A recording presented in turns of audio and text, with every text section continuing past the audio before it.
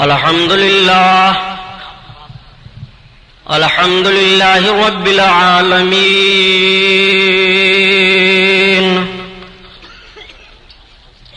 الصلاة والسلام على سيد المرسلين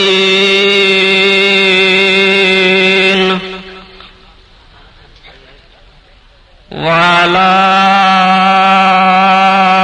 آله الطاهرين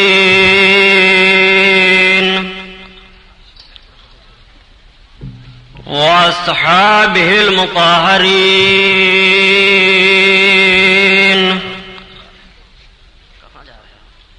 وابنه الغوث الأعظم الجيلاني محي الدين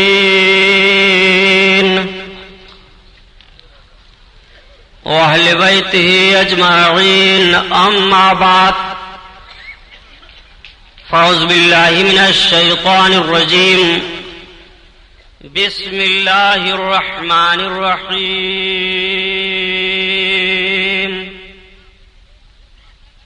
قال الله تعالى في القرآن العظيم والفرقان الحميد: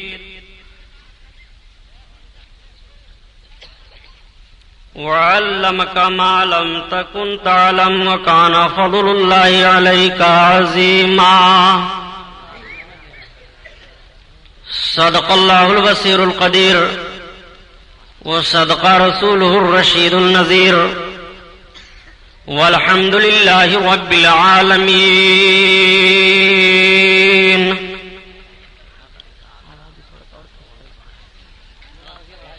لائق صد احترام علماء اہل سنت، قابل قدر سامعین حضرات، آئیے ہم اور آپ سب سے پہلے اپنے اور ساری کائنات کے مرکز عقیدت حضور رحمت للعالمین، شفیع المذنبین، رسول گرامی وقار، محبوب پروردگار، دونوں عالم کے مالک و مختار حضور محمد الرسول اللہ صلی اللہ تعالی علیہ وسلم کے دربار پر انوار میں درود شریف کا نذرانہ پیش فرمائیں. پڑھیے بلند آواز سے: اللہم صلی علی سیدنا و مولانا محمد معدن الجود والکرم وعلی آلہ وبارک وسلم. صلاۃ و سلام علیک یا رسول اللہ صلی اللہ تعالی علیہ وسلم. حضرات گرامی، کچھ ایسے بھی ذہن کے گندے ہوتے ہیں جو اللہ کے حبیب صلی اللہ علیہ وسلم کے علم غیب پاک پر لب کشائی کرتے ہیں، منہ کھولتے ہیں. اس تعلق سے انشاءاللہ میں پوری کوشش کروں گا کہ آپ یہاں سے بیان نہیں بلکہ کتاب سن کر کے جائیے. سبحان اللہ. محبت سے درود پاک پڑھیے تو پھر بات آگے بڑھے. صلی اللہ علیہ نبی والہ صلی اللہ تعالی علیہ وسلم. صلاۃ و سلام علیک یا حبیب اللہ صلی اللہ تعالی علیہ وسلم. تو آئیے حسب معمول نعت پاک رسول صلی اللہ تعالی علیہ وسلم کے چند اشعار. اعلی حضرت عظیم البرکت، آیت من آیات اللہ، معجزۃ من معجزات رسول اللہ، امام احمد رضا خان علیہ الرحمت و رضوان کی سماعت فرمائیں. اعلی حضرت عظیم البرکت اپنے آقا صلی اللہ تعالی علیہ وسلم کی تعریف نعت میں جب کرتے ہیں تو میں یہ بتاتا رہتا ہوں کہ آپ کی نعت کا کوئی نہ کوئی شعر یا تو سرکار کا کوئی معجزہ ہوتا ہے یا تو قرآن عظیم کی کسی آیت کا کوئی ترجمہ یا تو آقا کریم صلی اللہ علیہ وسلم کی مقدس زندگی پاک کا کوئی گوشہ. جیسے سرکار اعلی حضرت عظیم البرکت اپنے آقا صلی اللہ تعالی علیہ وسلم کی تعریف اس طرح سے عرض کرتے ہیں: یا رسول اللہ لم یات نذیر کفی نظر لم یات نذیر کفی نظر مثل تو نشد پیدا جانا جگراج کو تاج تورے سر سوئے تجھ کو شہید دوسرا جانا البحر علا والموج طغى من پہ کسو طوفان من بے کسو طوفان شربا مجدار میں ہوں بگڑی ہے ہوا موری نیا پار لگا جانا مجدار میں ہوں بگڑی ہے ہوا موری نیا پار لگا جانا. اعلی حضرت کے اس شعر میں تلمیح ہے. ارشاد جب آپ حج کرنے کے لیے جا رہے تھے تو اس وقت یہ پانی والا جہاز چلتا تھا. آپ جب اس پر سوار ہوئے جہاز چلا اور بھی تمام حجاج تھے تو آقا کریم صلی اللہ علیہ وسلم نے کشتی پر سوار ہونے کے وقت ایک دعا بتائی ہے. یہ آدمی جب کشتی پر سوار ہو اور وہ دعا پڑھ لے تو سمندر کے طوفان سے، موج سے، طغیانی سے محفوظ رہے گا. کشتی کے غرقابی سے اس کو حفاظت رہے گی. اعلی حضرت عظیم البرکت رضی اللہ تعالیٰ عنہ جب سوار ہوئے تو آپ نے کشتی کی اس دعا کو پڑھ لیا. سمندر میں جہاز جا رہا تھا، ہچکولے کھانے لگا، طوفان اٹھا. تو حاجیوں نے کہا حضرت جہاز کا کپتان اعلان کر رہا ہے کہ اس وقت جہاز سمندر میں پھنس گیا ہے، طوفان ہے، ہچکولے کھا رہا ہے. تو اعلی حضرت عظیم البرکت ارشاد فرماتے ہیں کہ اللہ کے حبیب صلی اللہ تعالی علیہ وسلم نے کشتی میں سوار ہونے کے وقت جس دعا کو بتایا ہے کہ پڑھ لو، اس کو میں پڑھ کر کے سوار ہوا ہوں. میرا ایمان و عقیدہ ہے کہ تمام سمندر کے طوفان سے میں محفوظ رہوں گا. تو لوگوں نے پھر عرض کیا کہ سرکار بہت زور پر طوفان ہے، کشتی بالکل ہچکولے کھا رہی ہے، خطرہ ہو گیا ہے، جہاز کا کپتان اعلان پر اعلان کر رہا ہے. تو اعلی حضرت عظیم البرکت اپنے آقا کی طرف لو لگاتے ہیں. اب آپ اس شعر کو پڑھیے اور منظر کو ملاحظہ کیجیے.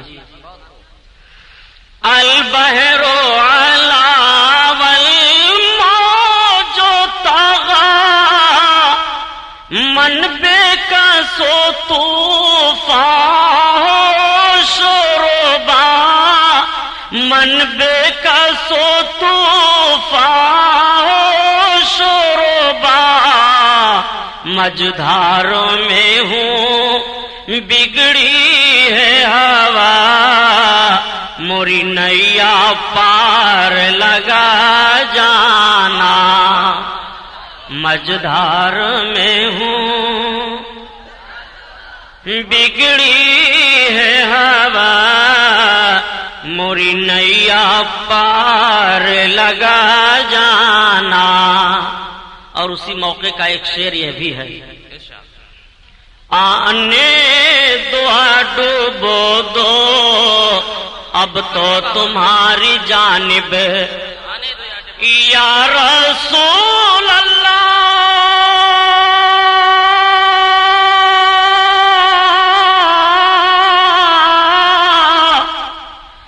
آنے دو یا ڈوبو دو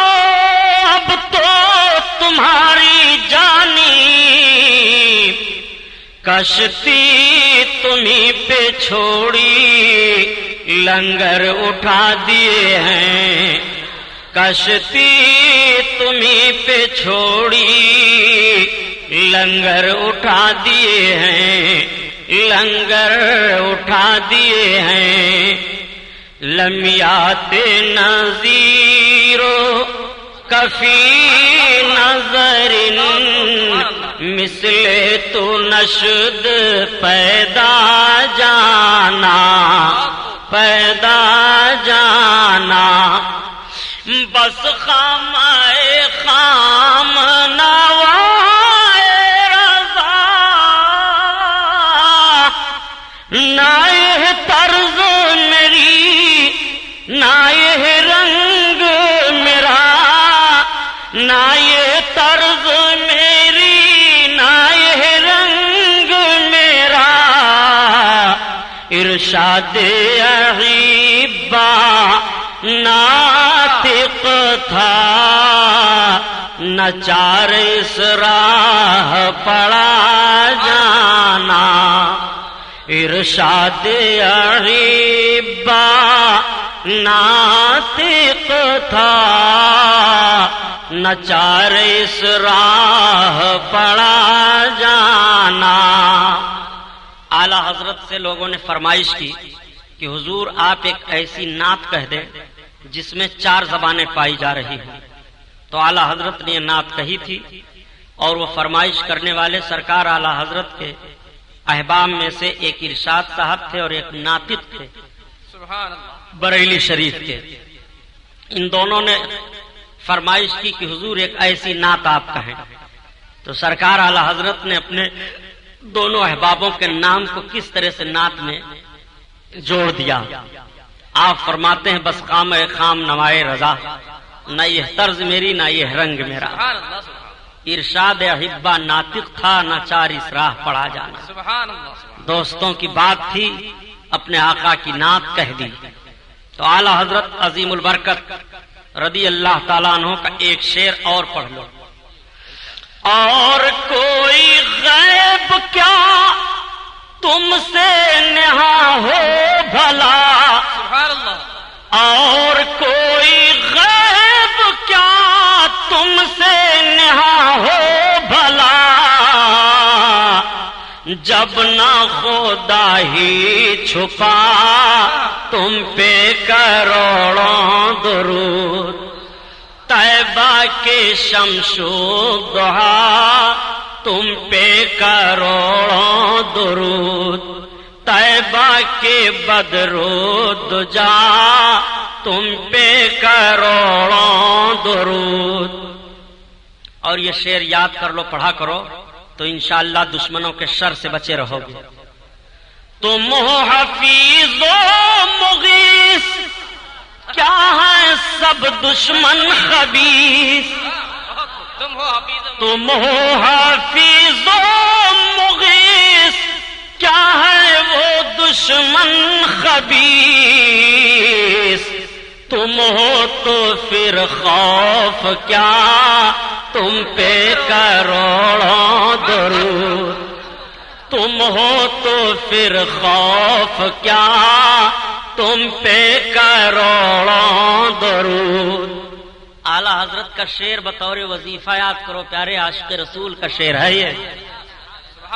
اور اعلی حضرت اپنے آقا کی بارگاہ میں عرض کرتے ہیں یا رسول اللہ، بزرگوں نے فرمایا کہ غریب ہو تو اس شعر کو بطور وظیفہ پڑھا کرو، امیر بن جاؤ گے۔ سبحان اللہ سبحان اللہ۔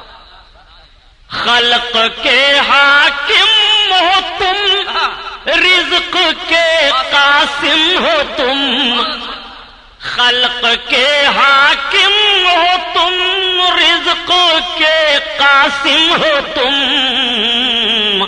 جو ملا تم سے ملا تم پہ کروڑوں تکبیر، نعرہ رسالہ، خطیب الاساری، امام اعظم کا الفاظ، سبحان اللہ۔ جو ملا تم سے ملا تم پہ کروڑوں درود۔ اعلی حضرت نے یہ شعر کب کہا تھا جانتے ہو؟ جب کچھ لوگوں نے اعلی حضرت پر مقدمہ قائم کر دیا تھا اور پیشی آئی تاریخ پر جانے کی بات، تو پورے ایڑی چوٹی کا زور لگا دیا تھا کہ اعلی حضرت کو کورٹ میں ہم لوگ کھڑا کر دیں گے۔ جب سرکار اعلی حضرت سے آپ کے لوگوں نے عرض کیا تو آپ نے فرمایا میں ہندوستان کی کورٹ کچہری میں نہیں جاؤں گا۔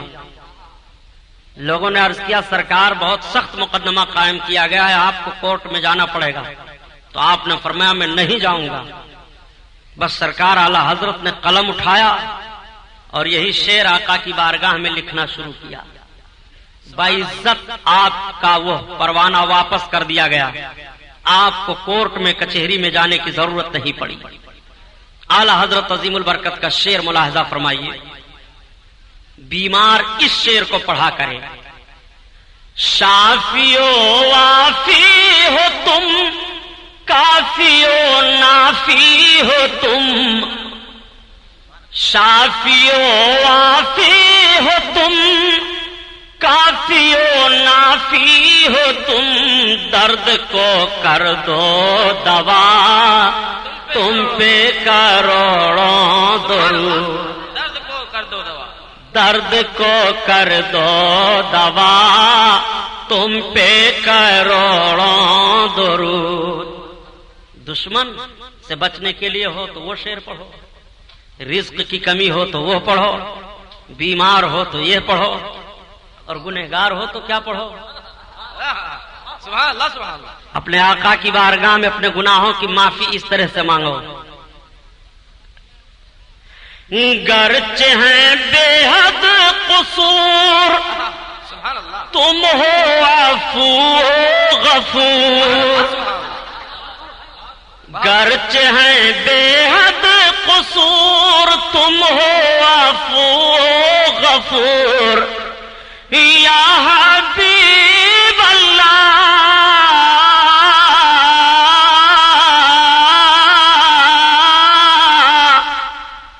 گرچہ ہیں بے حد قصور، تم ہو عفو غفور، بخش دو جرم و خطا، تم پہ کروڑوں درود، بخش دو جرم و خطا، تم پہ کروڑوں درود۔ تو ان اشعار کو صرف اس لیے پڑھا ہوں کہ آپ یاد کر لو اور پڑھتے رہو، تعویذوں کی ضرورت آپ کو نہ پڑے گی پیارے، انشاءاللہ شکایت نہ ہوگی۔ سبحان اللہ، کہ شان سے حسان بولے، فدائے حامل قرآن بولے، غلام موتی ایمان بولے، وہ نقطہ رس دقیقہ دان بولے، ادب کا مطلع تابان بولے، سبحان اللہ سبحان اللہ، واحسن من کلم ترقت عینی، سبحان اللہ، واجمل من کلم تلد النساء، سبحان اللہ، خلقت مبرعا من کل عیب، کانک قد خلقت کما تشاء، سبحان اللہ، ہزار بار بشویم دہن سے مشکو گلاب، ہنوز نام تو گفتن کمال بے ادبی۔ حضرات، اللہ کے حبیب صلی اللہ تعالی علیہ وسلم نے مکہ شریف میں جب سب سے پہلے کلمہ توحید کا اعلان فرمایا، میرے آقا نے اعلان فرمایا قولوا لا الہ الا اللہ تفلحوا، تم سب کے سب کلمہ پڑھ لو فلاح پا جاؤ گے۔ سبحان اللہ، انی رسول اللہ، میں اللہ کا رسول ہوں۔ میرے آقا نے جب کلمہ توحید کا اعلان فرمایا تو مکہ میں ایک انقلاب برپا ہوا، گھر گھر میں اختلاف شروع ہو گیا، محلے محلے میں اختلاف شروع ہوا، باپ بیٹے میں اختلاف ہونے لگا، بھائی بھائی میں اختلاف ہونے لگا۔ مکہ کے کچھ بڑے بڑے تاجر اس وقت مکہ سے نکل کر کے شام کے ملک میں تجارت کرنے کے لیے جا رہے تھے، جب اللہ کے حبیب نے اپنی رسالت اور نبوت کا اعلان فرمایا، انہی بڑے بڑے تاجروں میں رئیس مکہ حضرت ابو بکر ابن قحافہ رضی اللہ تعالی عنہ، یعنی حضرت ابو بکر صدیق رضی اللہ تعالی عنہ، یہ بھی سالار قافلہ بن کر کے تشریف لے جا رہے ہیں۔ سبحان اللہ، حضرت ابو بکر صدیق اس پورے تجارتی قافلہ کے سردار ہیں۔ پہلے دور میں جب لوگ سفر کیا کرتے تھے تو یکا دکا نہیں، بلکہ قافلے کی شکل میں سفر کرتے تھے۔ یہ نئی سواریاں نہیں تھیں، بلکہ اس وقت گھوڑے، اونٹ، خچروں پر، بیلوں پر اور دوسرے جانوروں پر اپنے تجارت کے سامانوں کو لاد کر لوگ چلا کرتے تھے، خود ان جانوروں پر سوار ہوا کرتے تھے۔ ایک تجارتی غول ہوتا تھا، سفر کرنے والوں کی ایک جماعت ہوتی تھی۔ اکثر و بیشتر وہ پہاڑ کے راستوں میں چلتے تو رات میں چلتے، دن میں آرام کرتے۔ حضرت ابوبکر صدیق رضی اللہ تعالیٰ عنہ پورے تجارتی قافلہ کے ساتھ سردار تجار بن کر کے تشریف لے جا رہے ہیں۔ جب شام کا ملک چند منزل رہ گیا تو رات آئی۔ آپ نے ارشاد فرمایا تمام تاجروں سے کہ پہاڑیوں کے بیچ سے گزرنا ہے، جھاڑیاں ہیں، جنگلات ہیں، رات میں چلنا مناسب نہیں ہے، آج رات یہیں بسر کرو۔ وہ دیکھو سامنے گرجا گھر ہے، تجارت کا مال گرجا گھر میں رکھو، اور یہ پورا میدان ہے، یہاں بسیرا کرو۔ آپ نے اپنے غلام کو بھیجا، غلام جاؤ معلوم کرو گرجا گھر کے اندر جو راہب ہے اگر اجازت دے دے تو اس کی اجازت سے کچھ تجارت کے سامان جو نازک ہیں وہ رکھ دیے جائیں۔ آپ کا غلام گیا، راہب کا غلام دروازہ پر بیٹھا ہوا تھا۔ حضرت ابوبکر کے غلام نے کہا میں مکہ کے سردار رئیس مکہ ابو بکر ابن قحافہ کا غلام ہوں جو پورے تجارتی قافلہ کے سردار ہیں، تم کون ہو؟ اس نے کہا اس گرجا گھر کے اندر جو میرا آقا صرف خدا کی عبادت کرتا ہے میں اس کا غلام ہوں۔ آپ نے آقا سے پوچھ لو کیا مجھے یہاں ٹھہرنے کی اجازت دی جا سکتی ہے؟ ہم اپنے تجارت کے کچھ مال کو رکھنا چاہتے ہیں۔ اس نے کہا نہیں، یہاں کسی کو رہنے کی اور ٹھہرنے کی اجازت نہیں ہے۔ اب سے پہلے کچھ لوگ آئے تھے جنہوں نے کچھ ایسا گھنونا کردار یہاں کیا کہ ہمارا آقا خفا ہو گیا۔ اس غلام نے کہا پہلے تم جا کر بتا دو تو کہ ہم مکہ کے تاجر ہیں۔ اس کے دل میں کچھ بات آئی، اٹھا اور گرجا گھر کے اندر گیا اور اپنے آقا سے کہا کہ حضور مکہ سے کچھ تجارتی لوگ آئے ہیں اور وہ تجارت کا سامان لے کر کے آئے ہیں، یہاں رکھنا چاہتے ہیں، رات ہو گئی ہے، بسیرا کرنا چاہتے ہیں، رات گزار کر پھر وہ چلے جائیں گے، اجازت آپ دیتے ہیں؟ مکہ کا نام سننا تھا کہ راہب اٹھ کر کے کھڑا ہو گیا۔ اس نے ایک پرانی کتاب نکالی اور نکالنے کے بعد اس میں کچھ دیکھنے لگا، اور دیکھنے کے بعد کہا غلام جاؤ اس غلام سے کہہ دو کہ تم اپنے آقا کو بلا کر لاؤ۔ چنانچہ آیا غلام اور اس نے عرض کیا حضور چلیے راہب آپ کو بلاتا ہے۔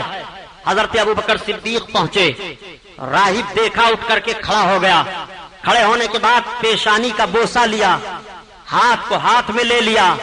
اس نے عرض کیا اے تجارتی قافلہ کے سردار آپ ہم کو اجازت دیجئے میں آپ کو امیر المومنین کہوں۔ اتنا سننا تھا، حضرت ابوبکر صدیق چونک پڑے۔ آپ فرماتے ہیں کہ تم یہ کیا کر رہے ہو؟ میرا تو نام یہ ہے، میں مکہ کا رہنے والا ہوں، میرے شہر کا جغرافیہ یہ ہے۔ اس نے کہا آپ خفا نہ ہو، آپ کا نام ابوبکر ابن قحافہ ہے، آپ صدیق کے نام سے پکارے جائیں گے، آپ کو امیر المومنین کہا جائے گا۔ حضرت ابوبکر فرماتے ہیں آخر وجہ کیا ہے، یہ کیا بتا رہے ہو؟ اس نے کہا ایک تجار سردار آپ کو معلوم نہیں ہے، آپ سن رہے آپ کو یہ پتا نہیں ہے توحید نیٹ کہ ورک سب سے پہلے نبی اسلامی آخر الزماں کا کلمہ توحید آپ نیٹ ورک پڑھو گے، انٹرنیشنل سب سے اسلامی پہلے امیر المومنین آپ کو کہا جائے گا، اور آپ کو نبی آخر الزماں صدیق کا خطاب عطا فرمائیں گے، اور مکہ کی سرزمین پر وہ نبی آخر الزماں مبعوث ہو چکے ہیں، رسالت و نبوت کا ان کے اعلان ہو چکا ہے۔ حضرت ابوبکر صدیق تڑپ گئے۔ آپ کسی طرح سے رات گزارتے ہیں، جب رات ختم ہو گئی تو وہیں اونے پونے کر کے اپنے مال کو بیچا اور تاجروں سے کہا تم ملک شام جاؤ، میں مکہ واپس جا رہا ہوں۔ حضرت ابوبکر صدیق جب مکہ واپس آئے بہت غور سے سنو، اور اگر حوالہ غلط ہو تو جو چور کی سزا غلام محی الدین سبحانی کی۔ دیکھو اپنے آقا کی شان نبوت، حضرت ابو بکر صدیق جب مکہ میں داخل ہوئے تو ایک انقلاب برپا تھا مکہ میں، ہر طرف یہ بات گونج رہی تھی کہ محمد نے پیغمبری کا اعلان کیا ہے، اپنے رسول ہونے کا اعلان کیا۔ وہ اعلان فرماتے ہیں کہ میرا کلمہ پڑھو فلاح پا جاؤ گے، میں اللہ کا حبیب ہوں، میں اللہ کا رسول ہوں۔ یہ اعلان مکہ کی گلیوں میں گھر گھر گونج رہا تھا، گلی گلی سے آواز آ رہی تھی۔ حضرت ابو بکر صدیق جب اپنے گھر پہنچے، تجارت کے مال کو رکھا، گھر والوں سے پوچھا یہ بتاؤ کہ تمہیں پتا ہے محمد کہاں ملیں گے؟ گھر والوں نے کہا آپ پہلے کپڑے اتارے، کھانا پانی کھا پی لیں، سفر کے تکان سے آپ اطمینان ہو لیں۔ ان کے بارے میں یہ مشہور ہو گیا ہے کہ وہ نبوت و رسالت کا دعویٰ کر رہے ہیں۔ آپ نے فرمایا میں پہلے ان سے ملوں گا۔ گھر والوں نے کہا وہ کبھی ادھر چلے جاتے ہیں، کبھی ادھر جاتے ہیں، کبھی مکہ کے لوگوں سے مل مل کر کے اپنے کلمہ کو پیش کرتے ہیں۔ اللہ کے حبیب کی تلاش میں حضرت ابوبکر صدیق نکل پڑے تو خوشبو آ رہی تھی، اسی خوشبو کو آپ سونگھتے ہوئے چلے جا رہے ہیں۔ اب اعلیٰ حضرت کا شعر پڑھ لو تو ایمان تازہ ہو جائے۔ ان کی مہک نے دل کے غنچے کھلا دیے ہیں، جس راہ چل گئے ہیں کوچے بسا دیے ہیں، کوچے بسا دیے ہیں۔ حضرت ابوبکر صدیق لوگوں سے پتہ پوچھتے ہوئے چلے جا رہے ہیں۔ لوگ کہہ رہے ہیں اے ابوبکر ابن قحافہ آپ ان کا پتہ پوچھ رہے ہو جو ہمارے معبودوں کو برا کہہ رہے ہیں، جو اندیکھے خدا کی عبادت کا حکم دے رہے ہیں۔ حضرت ابوبکر صدیق پتہ لگاتے لگاتے فاران کی چوٹی پر پہنچ گئے۔ فاران پہاڑی ہے، اللہ کے حبیب جلوہ فروز ہیں، کعبۃ اللہ کی طرف میرے سرکار دیکھ رہے تھے۔ اتنے میں حضرت ابوبکر صدیق سرکار کے قریب پہنچے، نگاہ نبوت پڑی۔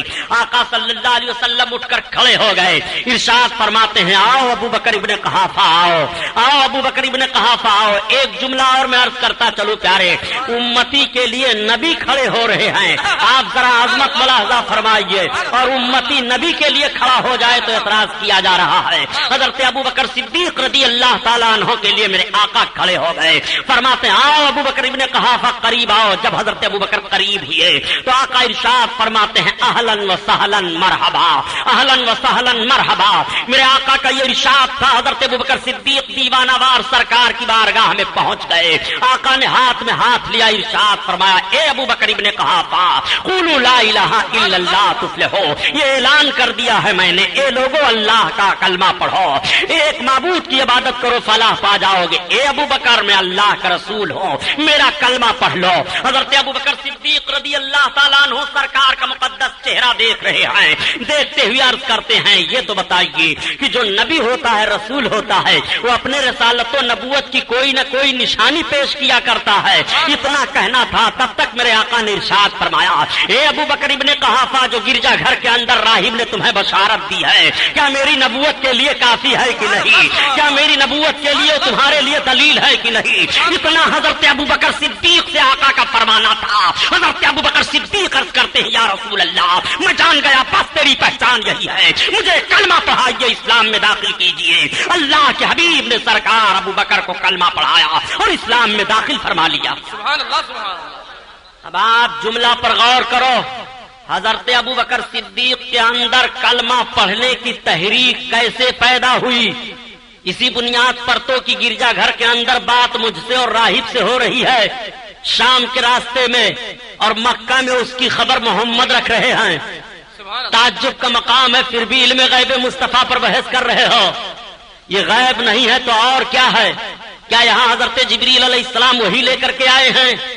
آقا کریم صلی اللہ علیہ وسلم پر سب سے پہلے کلمہ پڑھ کر اسلام میں جس عظیم شخصیت نے داخلہ لیا ان کے اندر علم غیب مصطفیٰ کی بنیاد پر کلمہ پڑھنے کی تحریک پیدا ہوئی۔ سبحان اللہ سبحان اللہ۔ اور آؤ اللہ کے حبیب صلی اللہ تعالی علیہ وسلم کی عظمت ملاحظہ کرو، غیب پر بات چل رہی ہے۔ ان روایتوں کو اس لیے ذہن نشین کرا دے رہا ہوں، روایتوں کو سمجھنے کے بعد پھر سمجھو کہ غیب کسے کہتے ہیں۔ آقا کریم صلی اللہ علیہ وسلم پر سب سے پہلے کلمہ پڑھ کر اسلام میں جس عظیم شخصیت نے داخلہ لیا ان کے اندر علم غیب مصطفیٰ کی بنیاد پر کلمہ پڑھنے کی تحریک پیدا ہوئی۔ سبحان اللہ سبحان اللہ۔ اور آؤ اللہ کے حبیب صلی اللہ تعالی علیہ وسلم کی عظمت ملاحظہ کرو، غیب پر بات چل رہی ہے۔ ان روایتوں کو اس لیے ذہن نشین کرا دے رہا ہوں، روایتوں کو سمجھنے کے بعد پھر سمجھو کہ غیب کسے کہتے ہیں۔ اللہ کے رسول صلی اللہ تعالی علیہ وسلم نے اعلان نبوت فرمایا، لوگ کلمہ پڑھ رہے ہیں، اسلام میں داخلہ لے رہے ہیں، ایک بھیانک جنگ ہوتی ہے جس جنگ کا نام جنگ بدر ہے، جو سب سے پہلی لڑائی لڑی گئی۔ جب جنگ بدر میں مسلمانوں کی کامیابی کا معاملہ آیا، سنو آج اعتراض کیا جا رہا ہے کہ رسول اللہ کو غیب کہاں معلوم تھا؟ میرے آقا نے دنیا کے ایک ایک ذرے کا علم کا پتہ دے دیا ہے پیارے۔ علم مصطفیٰ سے کائنات کا کوئی ذرہ خالی نہیں ہے۔ میرے آقا کو وہ علم رب نے عطا فرمایا ہے۔ آقا کریم صلی اللہ تعالی علیہ وسلم کی خفیہ ایجنسی نے عرض کیا، یا رسول اللہ کفاران مکہ ہم پر حملہ کر رہے ہیں۔ اللہ کے حبیب صلی اللہ تعالی علیہ وسلم نے ارشاد فرمایا، کتنے لوگ ہیں؟ عرض کرتے ہیں، یا رسول اللہ ان کے وہاں آج 3 اونٹ ذبح ہوئے ہیں۔ سرکار نے فرمایا اس کا مطلب وہ 1000 کے قریب ہیں۔ 1000 اسلام کے مخالفین میدان میں اتر چکے ہیں مقام بدر پر۔ اللہ کے حبیب صلی اللہ تعالی علیہ وسلم نے 313 مجاہدین کی ایک جماعت کو لیا۔ وہ کیسی جماعت تھی؟ 313 لوگوں کی ایسی جماعت تھی کہ کسی کے پاس تلوار ہے، کوئی ننگے پیر ہے، کسی کے پاس ڈھال ہے، کسی کے پاس تیر ہے، کسی کے پاس وہ بھی نہیں ہے، کسی کے پاس سر پر پگڑی بھی نہیں ہے، کسی کے جسم پر صحیح کپڑا بھی نہیں ہے۔ ایسے لوگوں کی ایک مختصر جماعت اللہ کے حبیب لے کر کے میدان میں اتر پڑے۔ میرے سرکار جب میدان میں اترے، خیمہ زن ہو گئے تو حضرت عمر فاروق اعظم کو بلایا۔ آپ نے فرمایا، عمر بن خطاب ادھر آؤ۔ حضرت عمر بن خطاب آئے، اللہ کے حبیب نے ان کے ہاتھ کو پکڑ لیا۔ ایک ہاتھ سرکار ان کا ہاتھ اپنے ایک ہاتھ میں لیے ہوئے ہیں اور دوسرے ہاتھ میں میرے آقا کے عصا شریف ہے، اور عصا شریف سے میدان میں چل کر کے میرے سرکار ایک لکیر کھینچ رہے ہیں اور ارشاد فرما رہے ہیں، اے عمر کل اس کے اندر ابو جہل مارا جائے گا، کل اس کے اندر فلاں کافر مارا جائے گا، کل فلاں کافر یہاں مارا جائے گا۔ اللہ کے حبیب صلی اللہ تعالی علیہ وسلم نے ابو جہل کے مرنے کی لکیر کھینچ دی ہے اور جگہ بتا دی ہے۔ میں آپ سے پوچھنا چاہتا ہوں کہ مرے گا ابو جہل، کل اللہ کے حبیب خبر دے رہے ہیں، آج مرے گا اس جگہ پر، کل اللہ کے حبیب لکیر کھینچ کر بتا رہے ہیں کہ اسی دائرہ کے اندر ابو جہل مارا جائے گا۔ اللہ کے حبیب صلی اللہ علیہ وسلم جب یہ نشاندہی کر رہے تھے تو حضرت عمر فاروق اعظم نے یہ نہیں عرض کیا، یا رسول اللہ آپ کل کی بشارت کیسے دے رہے ہیں؟ کل کی خبر آپ کیسے دے رہے ہیں؟ مرنے والا کل مرے گا، اس کی بشارت آج آپ دے رہے ہیں، اس کی خوشخبری مسلمانوں کو آج سنا رہے ہیں کہ کل دشمن یہاں مار دیا جائے گا۔ یا رسول اللہ کل جو مرے گا اس کا علم تو صرف اللہ کو ہے، آپ کو کیسے ہے؟ اللہ کے حبیب سے یہ حضرت عمر فاروق اعظم نے اعتراض نہیں کیا، بلکہ حضرت عمر فاروق اعظم سر تسلیم خم کیے دے رہے ہیں اور دیکھ رہے ہیں کہ میرے آقا ارشاد فرماتے ہیں، اے عمر بن خطاب کل اسی لکیر کے اندر ابو جہل مارا جائے گا۔ اللہ کے حبیب نے یہ بتا دیا، تمام صحابہ دیکھ رہے ہیں۔ جب دوسرے دن جنگ ہوتی ہے پیارے، تو ٹھیک میرے آقا صلی اللہ علیہ وسلم نے جو نشاندہی فرمائی تھی، ابو جہل اسی لکیر کے اندر دائرہ کے اندر مارا گیا۔ اور ابو جہل کو مارنے والے کون تھے؟ جو چھوٹے چھوٹے بچے تھے۔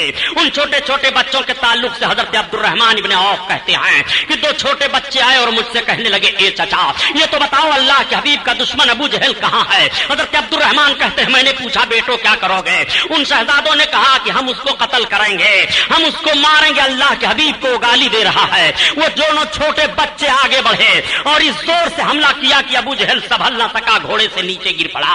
حضرت عبداللہ ابن مسعود پہنچ کر کے اس کی گردن کاٹ دیتے ہیں۔ جب جنگ کامیابی میں بدل گئی، اللہ کے حبیب صلی اللہ علیہ وسلم نے مقتولین کو دیکھا اور دیکھنے کے بعد سرکار ارشاد فرماتے ہیں، دیکھو جو میں نے نشاندہی کی تھی، ابو جہل ٹھیک اسی دائرہ کے اندر مارا گیا ہے۔ میں آپ سے بتانا چاہتا ہوں، قتل ہو رہا ہے ابو جہل آج، اور اس کے قتل کی خبر اللہ کے حبیب پہلے دے رہے ہیں۔ یہ علم غیب مصطفیٰ نہیں ہے تو اور کیا ہے؟ یہ رسول اللہ کا علم نہیں ہے تو اور کیا ہے؟ آؤ اللہ کے حبیب صلی اللہ علیہ وسلم نے کس کس چیز کی خبر نہیں دی ہے؟ نبی کونین صلی اللہ تعالی علیہ وسلم جلوہ افروز ہیں۔ یہی مقام بدر ہے جب جنگ جیت لی گئی اور کچھ لوگ قیدی بنا لیے گئے، مدینہ شریف میں لائے گئے تو اللہ کے حبیب نے صحابہ کا اجتماع کیا اور آپ ارشاد فرماتے ہیں، اے میرے صحابہ مشورہ یہ دو کہ ان قیدیوں کے تعلق سے کیا کیا جائے۔ جو مدینہ طیبہ میں گرفتار ہو کر کے کفار آئے ہیں، 70 لوگ تھے جو گرفتار کیے گئے تھے۔ ان 70 لوگوں میں اللہ کے حبیب کے چچا حضرت عباس بھی ہیں، ان 70 لوگوں میں حضرت عمرو بن عاص بھی ہیں، ایسے لوگ گرفتار کر لیے گئے ہیں. اللہ کے حبیب صلی اللہ تعالی علیہ وسلم نے مشورہ لیا, صحابہ نے مختلف مشورہ پیش کیا, لیکن جس بات پر عمل ہوا وہ یہ ہے کہ جتنے قیدی ہیں یہ فدیہ دے دے کر کے چھٹکارا حاصل کر سکتے ہیں. جن لوگوں کے پاس کچھ نہیں تھا دینے کے لیے اور وہ پڑھے لکھے تھے تو اللہ کے حبیب ارشاد فرماتے ہیں کہ یہ مدینہ طیبہ میں مسلمانوں کے بچوں کو پڑھا لکھا دے, ان کا فدیہ یہی ہے, ان کے چھوڑنے کا بدلہ یہی ہے. میرے آقا نے تعلیم پر کس طرح سے زور دیا ہے اس پر بھی غور فرمائیے. اللہ کے حبیب صلی اللہ تعالی علیہ وسلم کے سامنے حضرت عباس آپ کے چچا لائے جاتے ہیں. آپ نے فرمایا چچا جان آپ فدیہ دینا چاہتے ہو کہ آپ کے تعلق سے کچھ اور فیصلہ کیا جائے؟ تو حضرت عباس عرض کرتے ہیں کہ میرے پاس کچھ نہیں ہے. اللہ کے حبیب ارشاد فرماتے ہیں آپ کے پاس کچھ نہیں ہے, بتاؤں آپ کے پاس کیا ہے؟ تو اللہ کے حبیب نے ارشاد فرمایا سنو جو آپ کے پاس ہے. اے چچا جب آپ اپنے گھر سے چلنے لگے تھے ہم سے لڑنے کے لیے تو آپ نے چچی کو بلا کر کے اتنے 1000 درہم دیا تھا اور آپ نے کہا تھا کہ یہ تم اپنے پاس رکھو, اگر میں مارا گیا تو تمہارے لیے خرچہ ہے اور میں لوٹ کر کے آیا تو یہ تمہارے لیے ہے. آپ نے دیا تھا کہ نہیں دیا تھا؟ حضرت عباس کہتے ہیں خدا کی قسم میرے اور میرے بیوی کے علاوہ کوئی اس رقم کو نہیں جانتا ہے. جب محمد نے بتا دیا تو میں نے جان لیا یہ شان نبی کی ہوتی ہے. یہ تکبیر, نعرہ رسالت, علماء سنت, شہزادہ شعیب الاولیاء, امام اعظم کانفرنس, نعرہ تکبیر, نعرہ رسالت. سبحان اللہ. اللہ کے حبیب صلی اللہ تعالی علیہ وسلم نے اپنے چچا کے چھپے ہوئے خزانے کو بتایا یہ علم غیب نہیں ہے تو اور کیا ہے. میں آپ سے پوچھنا چاہتا ہوں کتنی چیزوں کی خبر آپ لوگ ہیں.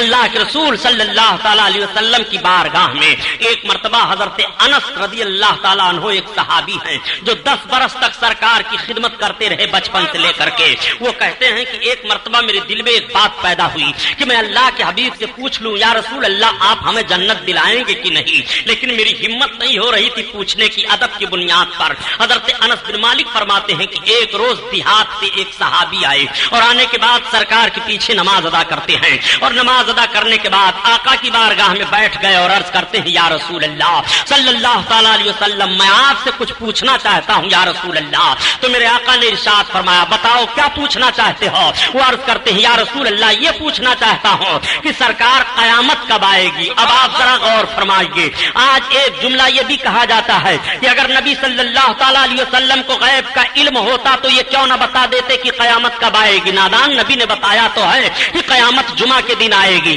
قیامت محرم کے مہینہ میں آئے گی, قیامت جب آئے گی تو عورتوں کی کثرت ہوگی, قیامت جب قریب ہوگی تو شراب عام طور سے لوگ پیئیں گے, قیامت جب قریب ہوگی تو زنا عام طور سے کریں گے, قیامت جب قریب ہوگی تو فساق و فجار کی حکومت ہو جائے گی, قیامت جب قریب ہوگی تو مسجدوں میں زور زور سے چلائیں گے, قیامت جب قریب ہوگی تو شریفوں کو رذیل سمجھا جائے گا, قیامت جب قریب ہوگی تو دولت کی کثرت ہو جائے گی, قیامت جب قریب ہوگی تو بازاروں کی کثرت ہو جائے گی, قیامت جب قریب ہوگی تو دوستوں کی قدر کریں گے, ماں باپ کی نافرمانی کریں گے, قیامت جب قریب ہوگی تو عورتیں حکومت کریں گی, قیامت جب قریب ہوگی تو ننگے پیر ننگے بدن والے محلوں میں فخر کریں گے, چرواہے حکومت کریں گے. اللہ کے حبیب نے ساری باتیں بتا دی ہیں. آقا فرماتے ہیں قیامت جب قریب آئے گی تو زمین اپنے خزانے کو اگل دے گی, قیامت جب قریب آئے گی تو دابت الارض نکلے گا, قیامت قریب آئے گی تو حضرت عیسیٰ علیہ السلام نزول فرمائیں گے, قیامت آئے گی اس سے پہلے حضرت مہدی علیہ السلام کا ظہور ہوگا, قیامت کا معاملہ ہوگا تو حضرت مہدی رضی اللہ تعالیٰ عنہ کا ظہور ہوگا, ان کا خطبہ پڑھا جائے گا. قیامت جب قریب آئے گی تو اس طرح کی نشانیاں ظاہر ہوں گی, علم اٹھ جائے گا. قیامت قریب آئے گی, قیامت کی بڑی بڑی نشانیوں کو اللہ کے حبیب صلی اللہ علیہ وسلم نے بتا دیا. میرے آقا ارشاد فرماتے ہیں قیامت جب قریب آئے گی تو عورتیں لباس پہنے ہوئے بھی ننگی دکھائی دیں گی, لباسات عریانات, عورتیں لباس پہنے ہوئے بھی ننگی دکھائی دیں گی. اللہ کے حبیب ارشاد فرماتے ہیں کہ قیامت جب قریب آئے گی تو عورتیں مردوں کا شکل اختیار کریں گی اور مرد عورتوں کی شکل اختیار کریں گے. بتاؤ ماحول ہے کہ نہیں؟ اللہ کے حبیب صلی اللہ علیہ وسلم نے ایک ایک نشاندہی کر دی ہے۔ میرے سرکار نے سن کا تعین نہیں فرمایا، آقا تاریخ تو بتا رہے ہیں کہ جمعہ کے دن آئے گی محرم کے مہینہ میں، 10 محرم کو قیامت آئے گی، مگر میرے سرکار نے سن کا تعین نہیں فرمایا۔ اس کی وجہ یہ ہے پیارے کہ اگر سن کا تعین کر دیتے میرے سرکار تو نظام کائنات درہم برہم ہو جاتا۔ اگر یہ بتا دیا جاتا فلاں سن میں قیامت آئے گی تو پھر نہ کوئی ملک تعمیر ہو سکتا تھا، نہ کوئی آدمی مکان بناتا، نہ کوئی شادی بیاہ کرتا کہ فلاں سن میں قیامت آنے والی ہے، ضرورت ہی ہے کیا سب کرنے دھرنے کی۔ دیکھو مرنا حق ہے، سب جانتے ہیں کہ مرنا ہے، لیکن اگر کوئی یہ جان جائے کہ میں فلاں دن مر جاؤں گا تو اللہ ماشاء اللہ اگر اکثریتی طبقہ یہ جان لے میں فلاں دن مر جاؤں گا تو نہ تو وہ شادی کرے گا، نہ تو اپنے بچوں کا انتظام کرے گا، نہ تو مکان بنائے گا، نہ تو تجارت کرے گا۔ اسے یہ معلوم ہے کہ ہاں مرنا ہے، مگر وہ تاریخ نہیں جان رہا ہے کب مجھے مرنا ہے۔ مقصد اپنی زندگی کا حاصل کرنے کے لیے اپنے کام کی رفتار کو بڑھائے جا رہا ہے۔ میرے آقا کو معلوم ہے کہ کس سن میں قیامت آئے گی، مگر نظام قدرت درہم برہم نہ ہونے پائے، اس بنیاد پر نبی نے سن کا تعین نہیں فرمایا۔ سبحان اللہ سبحان اللہ، نعرہ تکبیر، نعرہ رسالت، نبی شعیب الاولیاء، نعرہ تکبیر، سبحان اللہ۔ سن کا تعین نہ کرنے پر ظالموں نے فیصلہ کر لیا کہ نبی کو معلوم نہیں کہ قیامت کب آئے گی۔ سنا، دجال پن ذہن سے نکالو۔ اللہ کے حبیب صلی اللہ علیہ وسلم سے جب انہوں نے عرض کیا یا رسول اللہ قیامت کب آئے گی تو نبی نے انکار نہیں فرمایا کہ میں نہیں جانتا قیامت کب آئے گی۔ آقا صلی اللہ علیہ وسلم ارشاد فرماتے ہیں یہ تو بتاؤ تم نے قیامت کے لیے کون سی تیاری کر رکھی ہے۔ اب صحابی کا عرض سنو، جب میرے آقا نے یہ ارشاد فرمایا تو عرض کرتے ہیں یا رسول اللہ میں نے کوئی تیاری نہیں کر رکھی ہے۔ ہاں یا رسول اللہ اتنا ضرور ہے، صحابی نے اپنا عمل نہیں پیش کیا، اپنی نیکیوں کو نہیں شمار کرایا کہ میں یہ نیک کام کرتا ہوں قیامت کے لیے، میں یہ بھلائیاں کرتا ہوں قیامت کے دن کے لیے۔ جیسے میرے سرکار نے فرمایا کہ تم نے کون سی تیاری کر رکھی ہے، عرض کرتے ہیں یا رسول اللہ میں نے کوئی تیاری نہیں کر رکھی ہے۔ ہاں یا رسول اللہ اتنا ضرور ہے کہ آپ سے محبت کرتا ہوں اور اللہ سے محبت کرتا ہوں، تو آقا ارشاد فرماتے ہیں المرء مع من احب الیہ، جو جس سے محبت کرتا ہے اس کا گزر اسی کے ساتھ ہوگا۔ سبحان اللہ سبحان اللہ سبحان اللہ سبحان اللہ۔ نعرہ تکبیر، نعرہ رسالت، امام اعظم کانفرنس۔ اب حضرت انس رضی اللہ تعالیٰ عنہ کہتے ہیں کہ اب میرے اندر جرات پیدا ہوئی، ہمت ہوئی کہ لاؤ میں اپنے آقا سے اپنا انجام پوچھ لوں۔ تب عرض کرتے ہیں یا رسول اللہ اور قیامت میں میرے لیے جنت کا معاملہ؟ سرکار فرماتے ہیں انس میں قیامت میں تم کو جنت دلاؤں گا۔ قربان جائیے صحابی پر۔ صحابی نے قیامت کے تعلق سے اللہ کے حبیب سے سوال عرض کیا۔ آقا کریم صلی اللہ تعالی علیہ وسلم کی بارگاہ میں، میرے سرکار کی بارگاہ میں ایک صحابی حاضر آئے، بہت پتے کی بات عرض کر رہا ہوں، اس کو نوٹ کرو۔ ان کی اونٹنی غائب ہو گئی تھی، جب سرکار کی بارگاہ میں وہ حاضر ہوئے ان کی اونٹنی غائب ہو گئی۔ پہلے یہ عقیدہ بنا ہوگا کہ نبی سے پوچھو بتائیں گے تب تو آئے، پہلے صحابی کے ذہن و فکر میں بات آئی ہوگی تب تو وہ سرکار کی بارگاہ میں آ رہے ہیں۔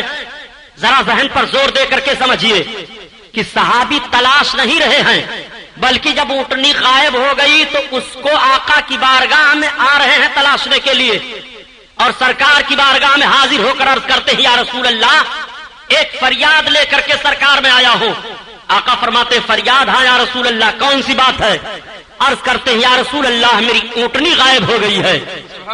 آپ واقعہ سنانا مقصد نہیں ہے، جو بات ذہن و فکر میں اتارنا چاہتا ہوں اس کو ذہن میں بٹھاؤ۔ علم غیب کے تعلق سے آج تمہارے اعتراض کا جنازہ نکال دوں گا۔ صحابی رسول سرکار کی بارگاہ میں حاضر ہو کر پوچھ رہے ہیں یا رسول اللہ میری اونٹنی غائب ہو گئی ہے۔ پتا چلا کہ صحابی کے ذہن و فکر میں پہلے یہ بات بس گئی ہے کہ نبی سے چل کر کے پوچھو نبی بتائیں گے۔ اگر یہ بات ہوتی کہ نبی نہیں جانتے ہیں چھپی ہوئی چیزوں کو اور پوشیدہ چیزیں نبی کے علم میں نہیں ہیں تو صحابی نبی کی بارگاہ میں نہیں آتے۔ نبی کی بارگاہ میں اس لیے آ رہے ہیں کہ پہلے ان کا عقیدہ ہو چکا ہے کہ نبی چھپی ہوئی چیز کو بتا دیں گے۔ سبحان اللہ سبحان اللہ۔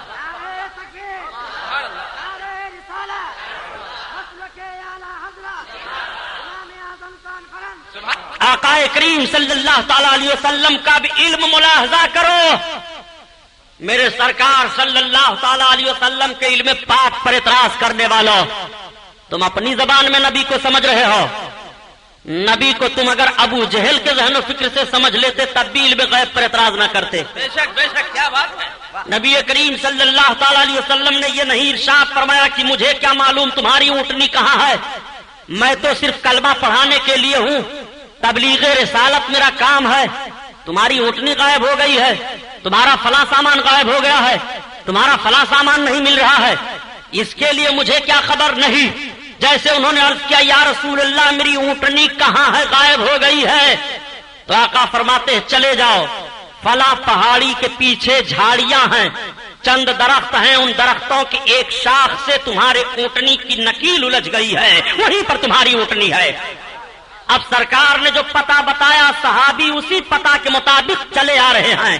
اور جب اللہ کے حبیب صلی اللہ علیہ وسلم کے صحابی وہاں پہنچے جو نقشہ میرے آقا نے متعین فرمایا تھا پہاڑی کے پیچھے کا، تو ان کو ان کی اونٹنی مل جاتی ہے. وہ اپنی اونٹنی لے کر کے چلے گئے. اب یہ بات گشت کرنے لگی تو وہ لوگ جو دل سے کلمہ نہیں پڑھتے تھے، منافق تھے، وہ زبان سے تو کلمہ پڑھتے تھے مگر دل میں سرکار کے لیے کجی رکھتے تھے. وہ کہنے لگے کہ ذرا محمد کو دیکھو، وہ تو چھپی ہوئی چیزوں کو بتا رہے ہیں، فلاں کی اونٹنی غائب ہو گئی تھی اس کے تعلق سے بتا رہے ہیں، بتائیے ان کو یہ بات کیسے معلوم ہو گئی. اس قسم کی باتیں منافقین آپس میں کرنے لگے. اللہ کے حبیب صلی اللہ تعالی علیہ وسلم کو جب اس کی اطلاع ملی تو میرے سرکار صلی اللہ علیہ وسلم کو جلال آیا. میرے آقا مسجد نبوی شریف میں تشریف لے گئے اور آقا جانے کے بعد صحابہ کو بلاتے ہیں اور میرے سرکار منبر پر تشریف فرما ہو کر ارشاد فرماتے ہیں میری قوم کو کیا ہو گیا ہے، میرے علم پر اعتراض کر رہے ہیں، آج پوچھ لو قیامت تک جس کو جو کچھ پوچھنا ہو. میرے سرکار نے منبر پر چڑھ کر کے اعلان فرمایا تھا پوچھو آج جس کو جو کچھ پوچھنا ہے. میں کہتا ہوں نجد کی بدماش اولادوں سے کہ اللہ کے حبیب کے اس فرمان کو تم پڑھ کر کیوں نہیں سنا رہے ہو. اللہ کے حبیب ارشاد فرما رہے ہیں منبر پر آج پوچھ لو جس کو جو کچھ پوچھنا ہو قیامت تک کے لیے. میرے سرکار نے جیسے یہ ارشاد فرمایا تب تک ایک صحابی ہیں حضرت عبداللہ ابن حذافہ، سبحان اللہ سبحان. وہ کھڑے ہو گئے. حضرت عبداللہ ابن حذافہ کے باپ کے تعلق سے لوگوں کو کچھ شبہ تھا. اتنا بڑا چانس کہاں ملے گا، اور ہمت تو دیکھو صحابی رسول کی. وہ کھڑے ہو گئے. جب میرے آقا نے ارشاد فرمایا پوچھو آج جس کو جو کچھ پوچھنا ہو تو حضرت عبداللہ کا یہ عقیدہ بنا کہ میرے باپ کے بارے میں لوگ شک کر رہے ہیں، اب اللہ کے حبیب سے پوچھ لوں گا تو شک دور ہو جائے گا. چاہے میں صحیح النسب آج ثابت ہوں گا، یہ جو کچھ معاملہ ہوگا میرے آقا فرما دیں گے. عرض کرتے ہیں یا رسول اللہ پوچھوں؟ ہاں پوچھو. عرض کرتے ہیں یا رسول اللہ من ابی، میرا باپ کون ہے؟ آقا ارشاد فرماتے ہیں ابو کا حذافہ، تیرا باپ حذافہ ہے. سبحان اللہ سبحان اللہ. اتنا سننا تھا. حضرت عبداللہ ابن حذافہ خوش ہو گئے اور خوشی سے جھومنے لگے. ایک بات اور عرض کروں پیارے، اگر آج آپ کسی کے ولدیت کا انکار کر دیں باپ کا، مثلا آپ کہہ دیں کہ عبد الرحمن عبداللہ کا بیٹا نہیں ہے اور عبد الرحمن عبداللہ ہی کا بیٹا ہے، آپ نے انکار کیا تو حضرت علوی صاحب قبلہ سے آپ پوچھو گے شہزادے شعیب الاولیاء سے، مولانا فاروق صاحب سے، تو فرمائیں گے تم نے حرام کیا. کسی کے باپ کا انکار کرنا، تم فلاں کے بیٹے نہیں ہو، یہ حرام ہے، کفر نہیں قرار دیں گے.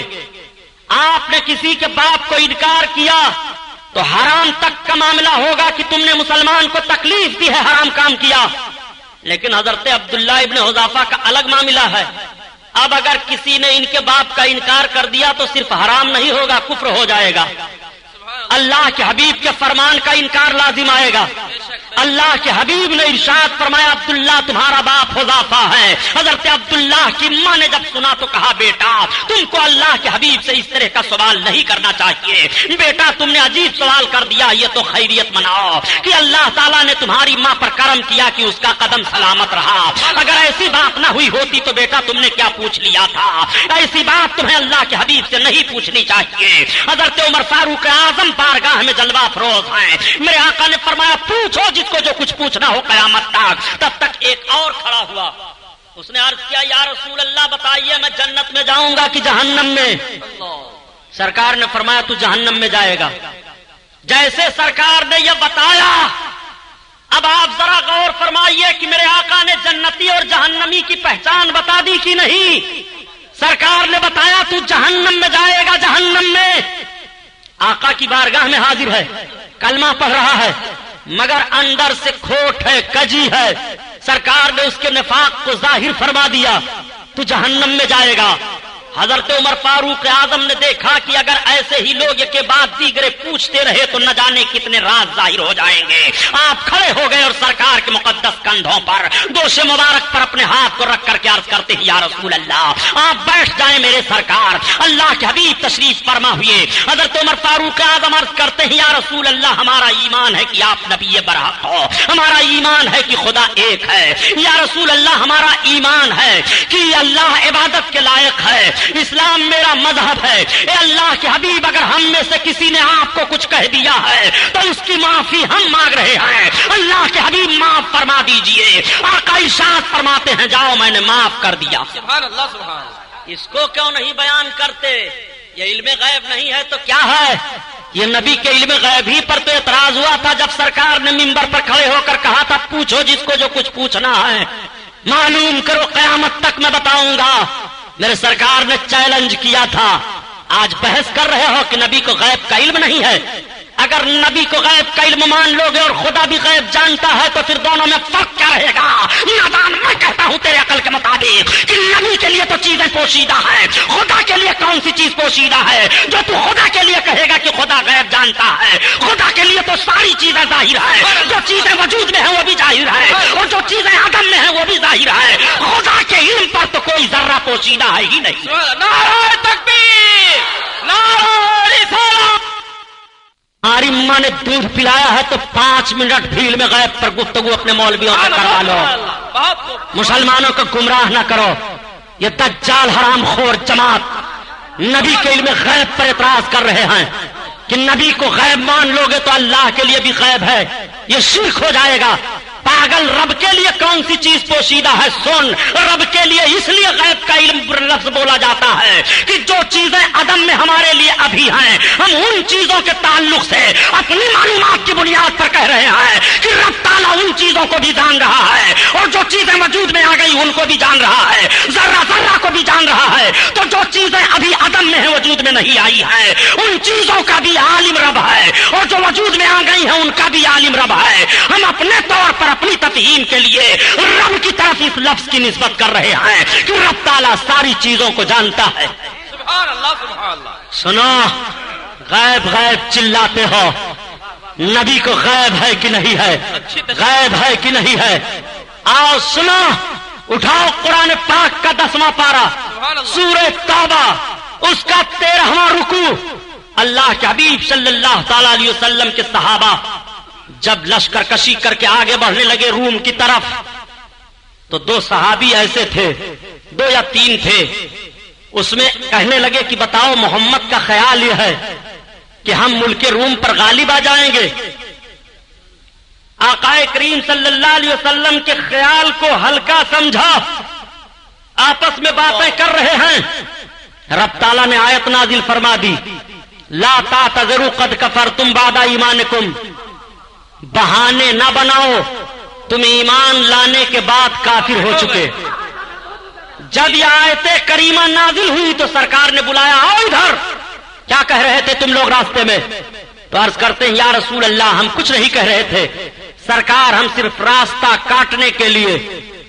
یا رسول اللہ ہم نے صرف اتنا ہی کہا تھا کہ رسول اللہ صلی اللہ علیہ وسلم کا خیال ہے کہ ہم ملک روم پر غالب آ جائیں گے.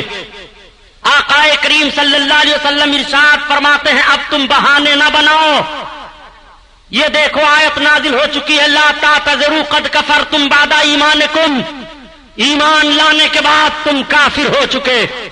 علم غیب مصطفیٰ کو ہلکا سمجھا تھا تو رب تعالیٰ قرآن میں آیت نازل فرما رہا ہے کہ تم میرے محبوب کے علم پاک کا انکار کرو گے، اگر تم ایمان والے تھے مگر اب بے ایمان ہو چکے ہو، اب کافر ہو چکے ہو، بہانہ نہ بناؤ۔ یہیں سے پتا چلا کہ اگر ایمان والا ہے کوئی اور نبی کی شان میں ذرہ برابر توہین کرے گا تو بے ایمان ہو جائے گا، سرکار کی شان میں ذرہ برابر بھی ایک کلمہ کہے گا توہین کا تو اس کا ایمان چلا جائے گا۔ اور عرض کروں ایک بات، حضرت عیسیٰ علیہ الصلوۃ والتسلیم کو پیغمبر سب مانتے ہیں نا، حضرت عیسیٰ پیغمبر علیہ الصلوۃ والتسلیم کا حال یہ تھا کہ اگر کوئی کچھ کھا کر کے آتا تو آپ بتا دیتے، اور گھر میں چھپا کر کے آتا تو آپ بتا دیتے۔ یہ قرآن میں رب ارشاد فرماتا ہے کہ عیسیٰ تم کو خبر دے رہے ہیں جو تم کھا کر کے آ رہے ہو ان چیزوں کی بھی، اور جو تم اپنے گھروں میں چھپا کر آ رہے ہو ان چیزوں کی بھی۔ تو حضرت عیسیٰ علیہ السلام کے لیے غیب مانو اور نبی کے لیے غیب تسلیم کرو تو مشرک ہو جاؤ گے۔ حضرت عیسیٰ علیہ السلام کو اگر یہ انکار کر دو کہ وہ چھپی ہوئی چیزوں کو نہیں بتا پاتے تھے تو تمہارا اسلام میں داخلہ ہی نہیں رہے گا۔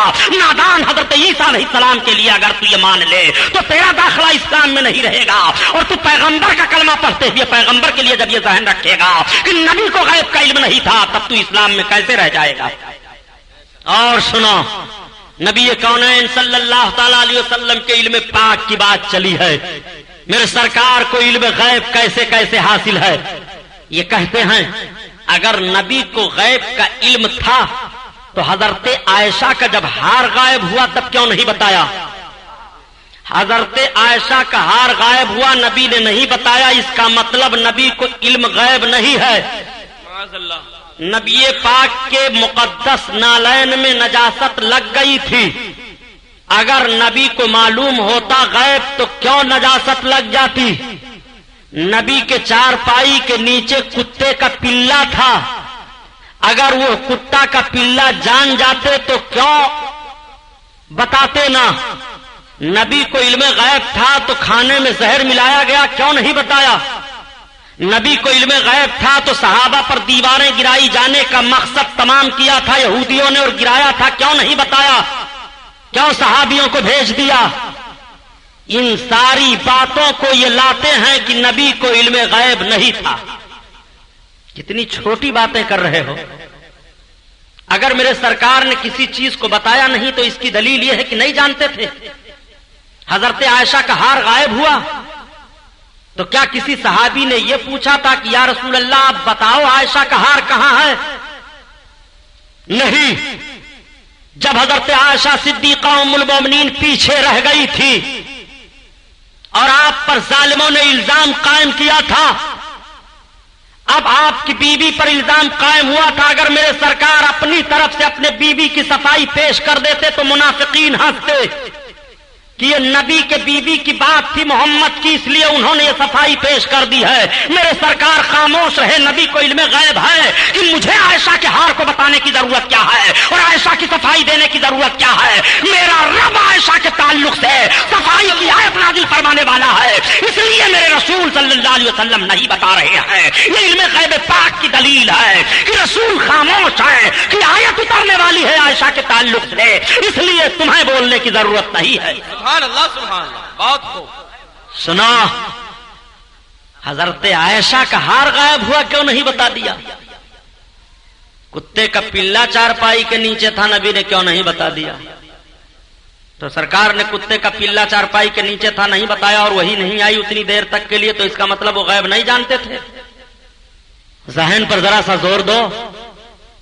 میرے سرکار فرما دیتے کہ چارپائی کے نیچے کتے کا پلہ ہے تو عقلی طور پر سوچو تم، کتے کا پلہ چارپائی کے نیچے تھا، نبی نے کیوں نہیں بتا دیا؟ تو سرکار نے کتے کا پلہ چارپائی کے نیچے تھا نہیں بتایا اور وہی نہیں آئی اتنی دیر تک کے لیے، تو اس کا مطلب وہ غیب نہیں جانتے تھے؟ ذہن پر ذرا سا زور دو۔ میرے سرکار فرما دیتے کہ چارپائی کے نیچے کتے کا پلہ ہے تو عقلی طور پر سوچو تم اس نہ بتانے میں کتنا راز پوشیدہ ہے. حضرت جبریل علیہ السلام حاضر ہو رہے ہیں. آقا نے ارشاد فرمایا جبریل آنے میں تاخیر.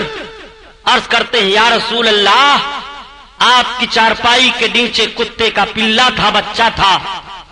ہم فرشتے جہاں کتے ہوتے ہیں وہاں رحمت کے فرشتے نہیں آتے ہیں. حضرت جبریل علیہ السلام نے سرکار کو یہ قانون دیا. کتنی بڑی دولت ہم لوگوں کو ملنے والی تھی. میرے سرکار اگر کتے کا پلہ چارپائی کے نیچے ہے اور نہیں بتا رہے ہیں تو حضرت جبریل کے ذریعہ سے یہ دولت ملنے والی ہے. حضرت جبریل آ کر بتانے والے ہیں کہ یا رسول اللہ ہم رحمت کے فرشتے اس جگہ نہیں جاتے ہیں جہاں پر کتا ہوتا ہے. اگر اللہ کے حبیب پہلے ہی بتا دیتے تو یہ نعمت تمہیں کیسے ملتی؟ حضرت جبریل کے ذریعہ سے. بہت خوب, سبحان اللہ سبحان اللہ. سرکار کا ایک ایک فعل تو قانون الہی ہے اور حکمت ہے اس میں. اللہ کے حبیب کو اگر غیب کا علم معلوم تھا تو آپ کے دروازے پر جب حضرت جابر گئے اور دروازہ کھٹکھٹایا تو سرکار نے فرمایا کون؟ تو حضرت جابر نے کہا میں. تو سرکار کو غیب کا علم معلوم ہوتا تو کیوں کہتے کہ میں کیا نام بتاؤ جی؟ یہ اعتراض ہے ان کا. اس لیے ثابت ہوا کہ نبی کو غیب کا علم نہیں ہے. اگر غیب کا علم ہوتا تو حضرت جابر کا نام سرکار کیوں پوچھتے؟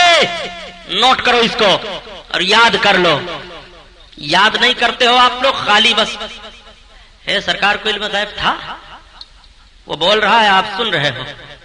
جبڑا پھاڑ دو ایسے لوگوں کا. یا تو ان کی باتیں سنو ہی نہیں, وہ توہین سرکار کی کرتا جا رہا ہے, تم سن رہے ہو. توڑ دینا. آقا کریم صلی اللہ تعالی علیہ وسلم کا ایک ایک قانون تعلیم امت کے لیے ہے. جیسے حضرت جابر نے دروازہ کھٹکھٹایا تھا اور بلا نام پوچھے سرکار دروازہ کھول دیتے تو آج قانون بن جاتا کہ تمہارے دروازے پر جو بھی آئے تمہارا دروازہ کھٹکھٹائے کھول دو بلا نام پوچھے پہچانے. یہ نبی کی سنت ہے. بتاؤ کتنا بڑا خطرہ پیدا ہو جاتا. اس لیے نبی نام پوچھ رہے ہیں, میں بتانے سے کام نہیں بنے گا. تم اپنا نام بتاؤ تاکہ قانون بن جائے کہ نبی کونین نے قانون دیا ہے کہ جب کوئی کسی کے دروازہ پر پہنچے اور دروازہ کھٹکھٹائے اور جب پوچھا جائے کون تو وہ نام بتا دے. نام بتانا یہ سنت ہے اور نام پوچھنا یہ سنت ہے. سبحان اللہ سبحان اللہ. یہ دستور بن جائے. نبی کا ایک ایک فعل قانون ہے زندگی کے لیے. بتائیے اگر میرے سرکار ایسا کھول دیے ہوتے حضرت جابر کے لیے دروازہ تو آج کوئی بھی شاہ عالم سیٹھ کی آفس پر پہنچتا کھٹکھٹاتا یا نہ نام پوچھتے نہ پہچانتے, کھول دیتے کہ سرکار کی سنت ہے. اب پتہ نہیں دوست ہے کہ دشمن ہے. عبداللطیف صاحب کے لکڑے کی دکان پر آگ لے کر کے جاتا کھٹکھٹاتا, کھولو سرکار کی سنت ہے, نہ نام پوچھو نہ گاؤں پوچھو, آگ رکھ دیتا. بتائیے تباہیاں تھی کہ نہیں, بربادیاں تھی کہ نہیں؟ اللہ کے حبیب صلی اللہ علیہ وسلم نے قانون دے دیا کہ اب اگر کوئی دروازے پر کھڑا ہو رہا ہے اور تمہیں آواز دے رہا ہے تو پہلے اس کا نام پوچھ لو, اور دروازہ کھٹکھٹانے والے کو چاہیے کہ وہ نام بتا دے. نبی کا ایک ایک فعل امت کے لیے تعلیم ہے. اور سنو, نہ بتانا جاننے کی دلیل نہیں ہے پیارے کہ نہیں جانتے. آپ عقلاً سمجھ لو, استاد شاگرد سے پوچھتا ہے یہ بتاؤ تو کیا یہ مطلب کہ وہ نہیں جانتا؟ اگر یہ قانون بنا لو گے تو رب العزت کی ذات پر اعتراض پڑے گا. بتاؤ رب کو معلوم ہے کہ نہیں معلوم ہے کون جنتی کون دوزخی؟ بولیے. رب کو معلوم ہے کہ نہیں معلوم ہے کہ اس کے پاس کتنی نیکیاں ہیں کس کے پاس کتنی برائیاں ہیں؟ ہے نہ معلوم. رب تعالیٰ نے پھر دونوں کندھوں پر دو فرشتوں کو کیوں رکھا ہے کہ برائیاں ایک لکھے ایک نیکیاں لکھے؟ کیوں رکھا؟ قیامت کے دن کیوں یہ دفتر پیش کیا جائے گا, کھولا جائے گا؟ یہ تم نے جتنی نیکیاں کی ہیں یہ ہیں, یہ تم نے جتنی برائیاں کی ہیں یہ ہیں, یہ تمہاری اچھائیاں ہیں یہ تمہاری برائیاں ہیں.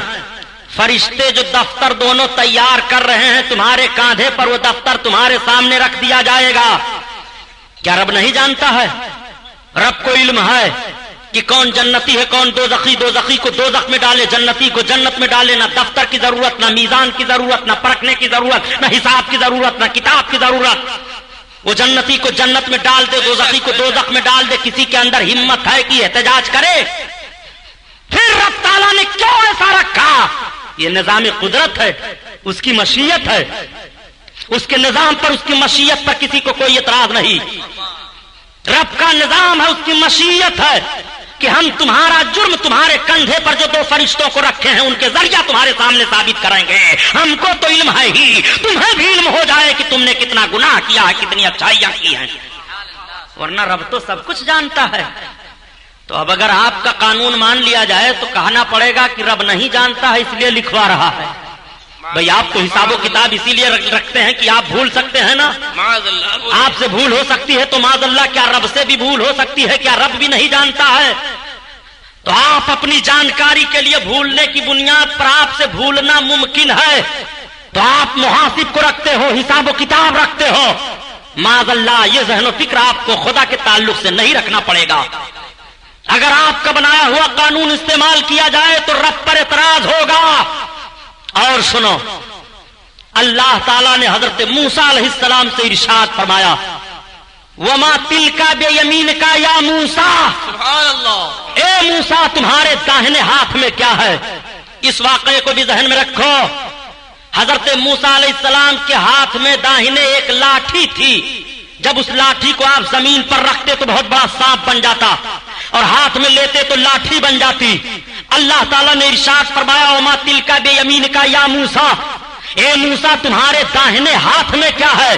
تو حضرت موسیٰ علیہ السلام عرض کرتے ہیں، میرے پروردگار میرے داہنے ہاتھ میں میری لاٹھی ہے، میں اس سے اپنے بکریوں پر پتے جھاڑتا ہوں، میں اس پر ٹیک لگاتا ہوں، میں اس سے اپنے دوسرے کام لیتا ہوں۔ میں آپ سے پوچھنا چاہتا ہوں، کیا رب تعالیٰ نہیں جانتا ہے تب پوچھ رہا ہے؟ نہیں نہیں، آپ کو کہنا پڑے گا کہ رب جانتا ہے۔ جب رب جانتا ہے تب پھر کیوں پوچھتا ہے؟ آپ کو کہنا پڑے گا کہ رب کا پوچھنا یہ رب کے نہ جاننے کی دلیل نہیں ہے۔ بس یہیں سے میں بھی تجھے سمجھائے دے رہا ہوں کہ اگر محبوب نے کسی چیز کے تعلق سے سوال فرما دیا یا میرے آقا نے نہیں بتایا تو نہ بتانا اور پوچھ لینا یہ نہ جاننے کی دلیل نہیں ہو سکتی ہے۔ سنو، نبی کونین صلی اللہ علیہ وسلم کے علم پاک پر اعتراض کرنے والوں، سنو سرکار نے کیسا کیسا بھید کھولا ہے، اس لیے چیخ رہے ہو کہ نبی کے علم پاک ہی کو انکار کر دو کام بن جائے گا۔ جب صحابہ سرکار کی بارگاہ میں آتے اور عرض کرتے، یا رسول اللہ یہ منافق لوگ ہیں، یہ کلمہ پڑھ کر کے بھی کافروں سے ملتے رہتے ہیں، اور آپ کے تعلق سے یا رسول اللہ آپ کی برائیاں کرتے ہیں۔ میرے آقا خاموش تھے، سرکار نہیں بولتے تھے کچھ۔ وہ اتنے خبیث قسم کے منافق تھے کہ جنگوں میں جاتے تھے، لڑتے تھے، مال غنیمت لیتے تھے، مسجد نبوی میں آگے صف میں بیٹھ کر نماز پڑھتے تھے، مگر میرے سرکار ہیں خاموش ہیں۔ جب ان کی برائیاں حد سے زیادہ ہو گئی، اللہ تعالیٰ نے سورہ منافقون کو قرآن میں نازل فرما دیا۔ پڑھو سورہ منافقون، سورہ کافرون ہے، سورہ مومنون ہے، سورہ منافقون ہے۔ اور جب سورہ منافقون اللہ کے حبیب پر نازل ہوئی، میرے آقا مسجد نبوی شریف میں تشریف لے گئے۔ جمعہ کا دن ہے، سارے لوگ نماز پڑھنے کے لیے آئے ہیں۔ سرکار صلی اللہ علیہ وسلم خطبہ دینے کے لیے منبر نبوی پر میرے آقا کھڑے ہوئے، اور جب سرکار کھڑے ہوئے تو ارشاد فرماتے ہیں، سنو آج اس میں جتنے منافق ہو سب نکل جاؤ۔ سرکار کا یہ فرمان ہوا مسجد نبوی میں۔ مسلمانوں واقعہ سنانا مقصد نہیں ہے، اس کو ذرا غور سے سن لو۔ آج جو کہتے ہو کہ مسجدوں سے بھی نمازیوں کو کیوں بھگایا جاتا ہے، کیا نماز پڑھنے والا مسلمان نہیں ہے؟ کیا روزہ رکھنے والا مسلمان نہیں ہے؟ کیا حج کرنے والا مسلمان نہیں ہے؟ میں کہتا ہوں نبی کی مسجد ہے، آقا ارشاد فرما رہے ہیں، بھاگو ہماری مسجد سے، نکلو ہماری مسجد سے۔ نبی کی مسجد میں کون آیا ہے؟ چوٹی والے نہیں آئے ہیں۔ نبی کی مسجد میں کون آیا ہے؟ یہ بتوں کے پجاری نبی کی مسجد میں داخل نہیں ہوئے ہیں، بلکہ بظاہر جو کلمہ پڑھ رہے ہیں وہ نبی کی مسجد میں داخل ہو رہے ہیں، اور بظاہر نماز پڑھنے کے لیے گئے ہیں، وہ مسلمانوں کے صف میں بیٹھے ہوئے ہیں۔ اللہ کے حبیب ارشاد فرماتے ہیں، بھاگو ہماری مسجد سے، نکلو ہماری مسجد سے۔ میرے سرکار نے جب ارشاد فرمایا بھاگو، سب خاموش، کوئی اٹھنے کے لیے تیار نہیں۔ اب یہ بتاؤ پیارے، سرکار نے صرف اتنا ہی کہا، جب کوئی اٹھنے کے لیے تیار نہیں تو آقا فرماتے ہیں بھاگو ورنہ بھی نام ایک ایک کا لے کر نکالوں گا۔ یہی سرکار کا علم غیب دیکھ لو، کیا اس وقت حضرت جبریل نازل ہو گئے تھے مسجد نبوی میں وہی لے کر کہ یہ فلاں منافق ہے، یہ فلاں منافق ہے، یہ فلاں منافق ہے، یہ فلاں منافق ہے۔ نفاق دل کے اندر ہوتا ہے، دل کے اندر منافقانہ ایک کیفیت ہے، اس کیفیت کو نبی دیکھ رہے ہیں۔ جو دلوں کے اندر کی کیفیت کو دیکھ رہا ہو، جس کا احساس سے تعلق ہے، آپ ذرا غور فرمائیے۔ آقا فرماتے ہیں بھاگو ورنہ ایک ایک کا نام لے کر کے بھگاؤں گا۔ اب اپنے آقا کا علم غیب ملاحظہ فرماؤ، تو وہاں کوئی صحابی نہیں کھڑے ہوئے یا رسول اللہ آپ کو کیا معلوم کہ ہم میں کون مومن ہے، کون جنتی، کون منافق؟ ہم تو آپ کا کلمہ پڑھے ہیں، آپ نے کلمہ پیش کر دیا، ہم نے کلمہ پڑھ لیا، آپ کو ہم رسول مانتے ہیں، خدا کو ایک مانتے ہیں، اس کے باوجود آپ ہم کو بھگاتے ہیں۔ کیا کسی نے اعتراض کیا تھا؟ نہیں، سب خاموش ہیں۔ اللہ اللہ، بعض صحابی تو یہ کہتے ہیں کہ جب مسجد میں سرکار نے یہ فرمایا بھاگو ورنہ ایک ایک کا نام لے کر کے بھگاؤں گا، تو کچھ صحابیوں کے دل دہل گئے۔ اے اللہ، ایسا نہ ہو منافقین میں میرا نام آ جائے، اگر سرکار نے کہیں مجھ کو کہہ دیا تو کون صفائی پیش کروں گا۔ پوری مسجد میں سب دہل گئے، سب کے روکتے کھڑے ہو گئے۔ اللہ کے حبیب ارشاد فرماتے ہیں بھاگو، سب چپ چاپ۔ اب میرے آقا کا جوش دیکھو، آقا نے ارشاد فرمایا اے فلا اٹھ فخرج فإنک منافق، نکل بھاگ تو منافق ہے۔ سرکار نے بلا اس کے دل کے نفاق کو دیکھے ہوئے بتا دیا تھا، یہ غیب نہیں ہے تو اور کیا ہے؟ سرکار فرماتے تو بھی اٹھ، تو بھی نکل، اے فلا تو بھی نکل، اے فلا تو بھی نکل۔ 300 مرد 175 عورتوں کو مسجد سے سرکار نے نکالا تھا، 550 کی تعداد کو۔ یہ تو 10-20 ہوتے ہیں، زیادہ تو ہوتے نہیں، 10 20 25 50 ہوتے ہیں، اس کے باوجود نہیں بھگا پاتے آپ۔ 24 ہوتے ہیں۔ بہت گندھورا عادت ہے یہ، اتنا گندھورا عادت ہے کہ اس کو کوئی نہیں پسند کرتا ہے۔ سنو، 550 کو سرکار نے مسجد سے بھگایا، اور جب آقا نے بھگا دیا تو یہ بڑے بدماش تھے کل، یہ گئے اور یہ لوگ خود ایک مسجد بنانے لگے، اور مسجد بنا کر پھر آئے، کہا تو آپ نے اپنی مسجد میں نہیں نماز پڑھنے دیا تو ہماری ہی میں چلیے پڑھ لیجئے۔ تو سرکار نے 2 صحابی کو بلایا کہ ادھر آؤ، جاؤ ان خبیثوں کی مسجد پھونک دو۔ تو مدینہ طیبہ میں اس کو جلا دیا گیا۔ قرآن میں اس کا بیان آیا ہے مسجد زرار، نقصان دینے والی مسجد۔ اللہ کے حبیب نے پھکوایا مدینہ طیبہ میں۔ اب ذرا اس سعودی حکومت کی بدماشی دیکھو، جہاں مسجد زرار کو منافقین نے تعمیر کیا تھا اور سرکار نے جلوا دیا تھا، ان ظالموں نے اسی جگہ پر مسجد بنوایا ہے اور اس کا نام مسجد نور رکھا ہے۔ بتاؤ آپ، ان کی ہم آہنگی دیکھو منافقوں سے۔ اللہ کے حبیب کا یہ علم غیب ہے کہ نہیں کہ مسجد نبوی شریف سے میرے سرکار نے منافقین کو نکالا؟ اور آؤ دیکھو اپنے آقا کا علم غیب۔ سرکار بیٹھے ہوئے ہیں، صحابہ کی انجمن لگی ہوئی ہے، صحابہ نے ایک نوجوان کی تعریف شروع کر دی۔ عرض کیا یا رسول اللہ، ایک نوجوان ہم میں ہے جو بڑا عابد ہے، بڑا زاہد ہے، بڑا متقی ہے، ایسا ہے ویسا ہے۔ سرکار سے صحابہ تعریف کر ہی رہے تھے، تب تک وہ نوجوان پہنچ گیا۔ صحابہ نے عرض کیا یا رسول اللہ، یہی نوجوان ہے جس کی ہم تعریف کر رہے تھے۔ وہ نوجوان کھڑا ہوا، سرکار کو سلام کیا۔ آقا نے اس کو دیکھا اور دیکھنے کے بعد ارشاد فرمایا کیا تو اپنے دل میں ابھی یہ نہیں سوچ رہا تھا کہ یہاں تجھ سے کوئی اچھا نہیں ہے؟ دل کے راز کو میرے سرکار نے بتایا۔ کیا تو اپنے دل میں ابھی یہ نہیں سوچ رہا تھا کہ یہاں تجھ سے اچھا کوئی نہیں ہے؟ وہ نوجوان کھڑے ہو کر نبی کے سامنے سوچنے لگا کہ یہاں مجھ سے اچھا کوئی نہیں ہے۔ اس نے اپنے دل میں سوچا کہ نبی اس کے دل کی بات بتا رہے ہیں۔ آقا فرماتے ہیں تو ابھی اپنے دل میں یہ سوچ رہا تھا؟ اس نے عرض کیا ہاں یا رسول اللہ۔ اب وہ سرکار کو سلام सलाम किया, मस्जिद में चला गया, नमाज पढ़ने लगा। आका इरशाद फरमाते हैं कौन है जो इसको कत्ल करेगा? हजरत अबू बकर सिद्दीक ने अर्ज किया या रसूल अल्लाह मैं मारूंगा। हजरत अबू बकर जब गए तो देखा कि वो नियत बांधे हुई है, वापस पलटे। उमर फारूक आजम ने अर्ज किया या रसूल अल्लाह मैं मारूंगा। जब ये गए तो देखा वो रुकू में जा रहा है, वो पलट कर आए। हजरत अली अर्ज करते हैं या रसूल अल्लाह मैं मारूंगा। हजरत अली से सरकार फरमाते हैं अली तुम जरूर मार देते, मगर ताओ तब। अब हजरत अली जब जा रहे हैं तो देखा कि वो नमाज पढ़ करके बाहर निकल गया।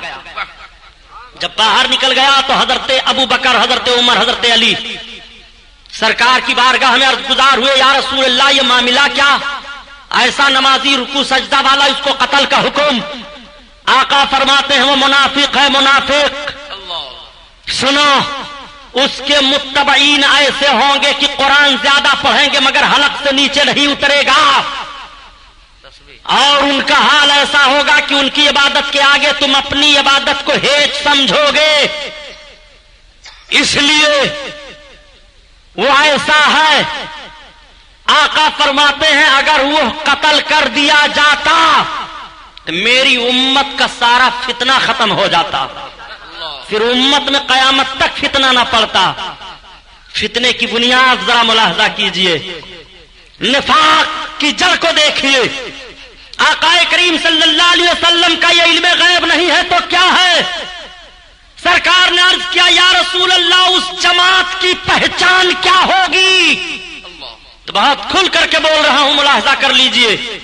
आका इरशाद फरमाते हैं सीमाहुमुत तहलीक, वो सरमुड़े लोग होंगे, सर घोटाए होंगे, उनकी पहचान ये होगी। आप मुलाहजा कीजिए इस जमात को। अल्लाह के हबीब सल्लल्लाहु अलैहि वसल्लम का ये इल्म गैब है। मस्जिद नबवी शरीफ है, हुजरे मुकद्दसा के करीब आप तशरीफ लाए और अपने हुजरा के पूरब साइड मेरे आका देख करके इरशाद फरमाते हैं अफसोस, इस तरफ से मैं फितना देख रहा हूं, यहां से शैतान की सींग उगेगी, यहां से जलजले उठेंगे निकलेंगे, शैतान की जमात निकलेगी। अर्ज करते हैं अर्ज करने वाले या रसूल अल्लाह उस जगह का नाम क्या है? आकाए करीम सल्लल्लाहु अलैहि वसल्लम ने जब उंगली का इशारा करके बताया तो आज ये जालिम कहते हैं कि वो इराक की तरफ सरकार ने इशारा फरमाया।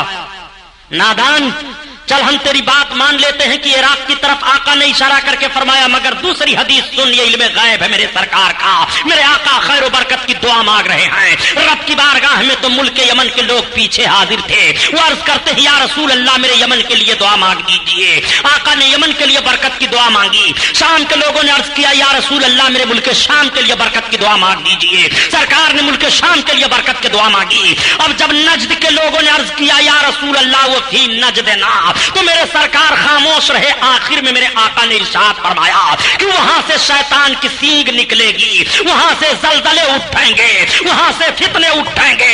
नजद का नाम लेकर के मेरे आका ने इरशाद फरमाया था, वही नजद की सरजमीन है जिस सरजमीन पर विसाले नबी के बाद सबसे पहला फितना मुसलमा कज़्ज़ाब का हुआ।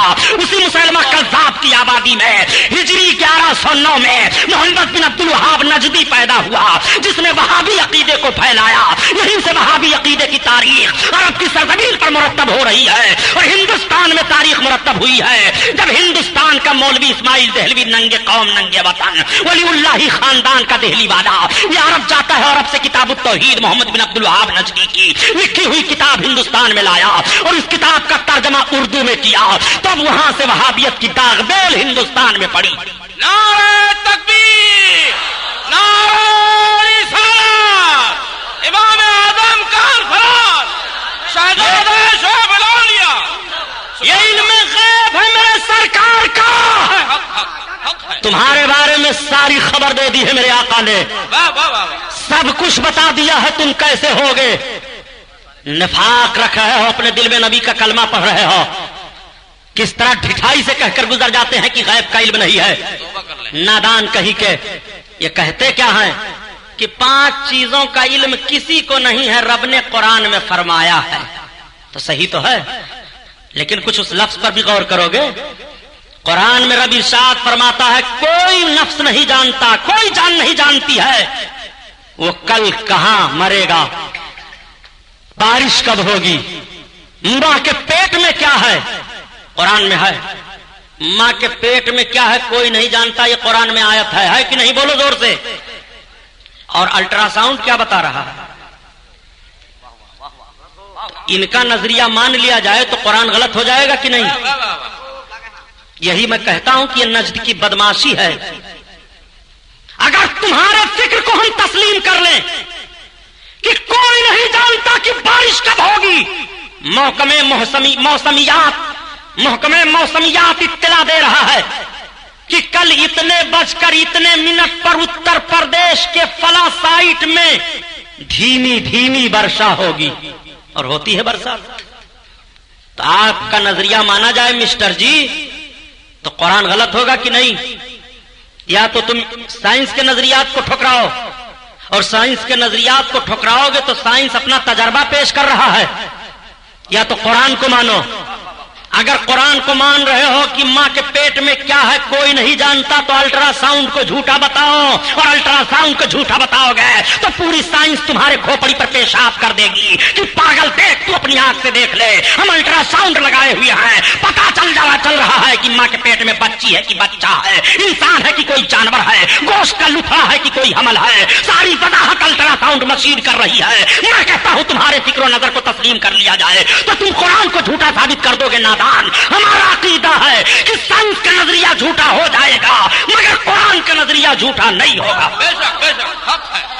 सुनो, हमारा अकीदा यह है कि इन 5 चीजों का इल्म भी बिला खुदा के बताए कोई नहीं जान सकता। बेशक बेशक। और खुदा बताए तो वो जान जाता है, खुदा बता दे तो यूं ही वो जान जाता है, खुदा अक्ल के जरिया से बता दे तो अल्ट्रासाउंड से पता लगा लेता है, खुदा ही इल्म देता है। ये हमारा अकीदा है। और लफ्ज जो कुरान शरीफ में है वो तदरी है, तदरी। इदराक कहते हैं अपनी।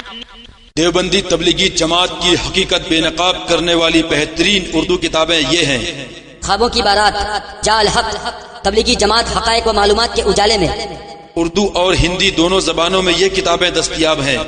तबलीगी जमात हदीस की रोशनी में, तमहीद ईमान, तबलीगी जमात का फरेब, बद मजहबों से रिश्ते, जान ईमान। देवबंदी तबलीगी जमात की असलियत जाहिर करने वाली लाजवाब कैसेटें ये हैं: जलजला, तबलीगी जमात का ऑपरेशन, बातिल की पहचान, क्यों नहीं होते मुसलमान एक, वतन के गद्दार कौन, तबलीगी जमात का भयानक चेहरा, जन्नती कौन, अकायदे बातिला। इन तमाम कैसेटों और किताबों के लिए मकतबे रजा 26, कामबेकर स्ट्रीट, बम्बई नंबर 3 से राब्ता करें।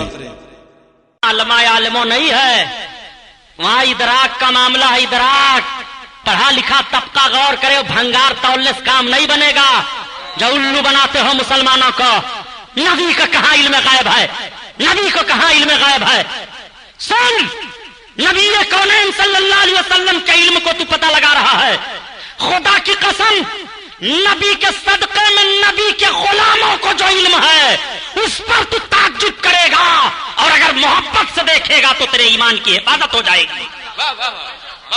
सुन, हुजूर मुफ्ती आजम हिंद इमाम अहमद रजा खान का शहजादा, वो मुफ्ती आजम हिंद जिन्होंने नसबंदी के मौका पर ऐलान किया था कि नसबंदी हराम है, हराम है, और तुम्हारी पूरी ताकत सुपर पावर बोल रही थी कि अभी तक तो मनफी पहलू पर गौर किया जा रहा था, मुस्बत पहलू पर भी गौर किया जाए, यानी अब सोचा जाए कि जायज करार दे दिया जाए।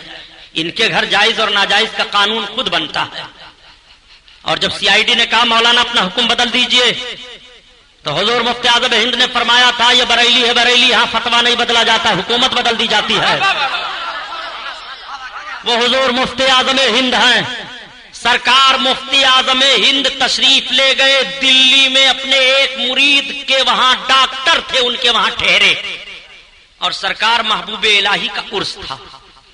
तो डॉक्टर साहब ने अर्ज किया कि हुजूर, हमारे वहां एक मुंहफट मौलवी कभी कभी आ जाता है और हमारी डिस्पेंसरी पर बैठ करके वो अक बक करता है, तो हो सकता है सरकार वो फिर आ जाए और कुछ पूछे, तो हुजूर वाला से मैं अर्ज करता हूं कि उसको इत्मीनान बख्श जवाब अता फरमाए, मुमकिन है अल्लाह हिदायत दे दे। तब तक वो मुंहफट आ गया। उसने कहा डॉक्टर साहब कहां? کیا یہی ہیں آپ کے بڑے مولانا صاحب بریلی والے؟ ہاں یہی میرے مرشد گرامی حضور مفتی اعظم ہند ہے. آپ ہی کو مفتی اعظم ہند کہا جا رہا ہے. سرکار مفتی اعظم ہند نے فرمایا الحمدللہ مجھے کو لوگ فقیر مصطفیٰ رضا خان کہتے ہیں. سبحان اللہ. حضور سید العلماء رحمت اللہ تعالی علیہ اپنے آپ کو فقیر لکھتے تھے. سبحان اللہ. سبحان اللہ. کسی نے عرض کیا کہ حضور آپ تو آل رسول ہیں، آپ فقیر کیوں لکھنے لگے؟ تو کہا جب سے فقیر لوگ آل رسول لکھنے لگے. سبحان اللہ. جب سے فقیر لوگ آ رہے. حضور مجاہد ملت عباسی سید ہیں مگر لکھتے تھے فقیر. شعیب الاولیاء علوی ہیں مگر آگے نام کے رہتا تھا فقیر، یعنی رب کے محتاج. سبحان اللہ. اب تو آپ فقیر اسی کو خالی سمجھ رہے ہو جو دروازہ دروازہ مانگے. فقیر کا بڑا مرتبہ ہے پیارے، مگر یہ فقیر تھوڑے جو پڑے رہے ندی نالے میں. ارے فقیر تو فقیر ہوتا ہے. آپ نے فرمایا مجھے کو لوگ فقیر مصطفیٰ رضا خان کہتے ہیں. اس نے کہا مولانا میں آپ سے کچھ پوچھ سکتا ہوں؟ کہا کیا پوچھو گے؟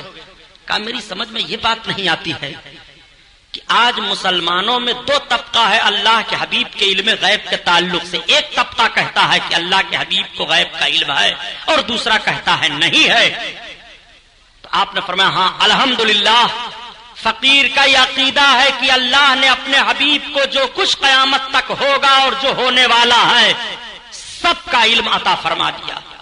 سبحان اللہ. تمہارا کیا خیال ہے؟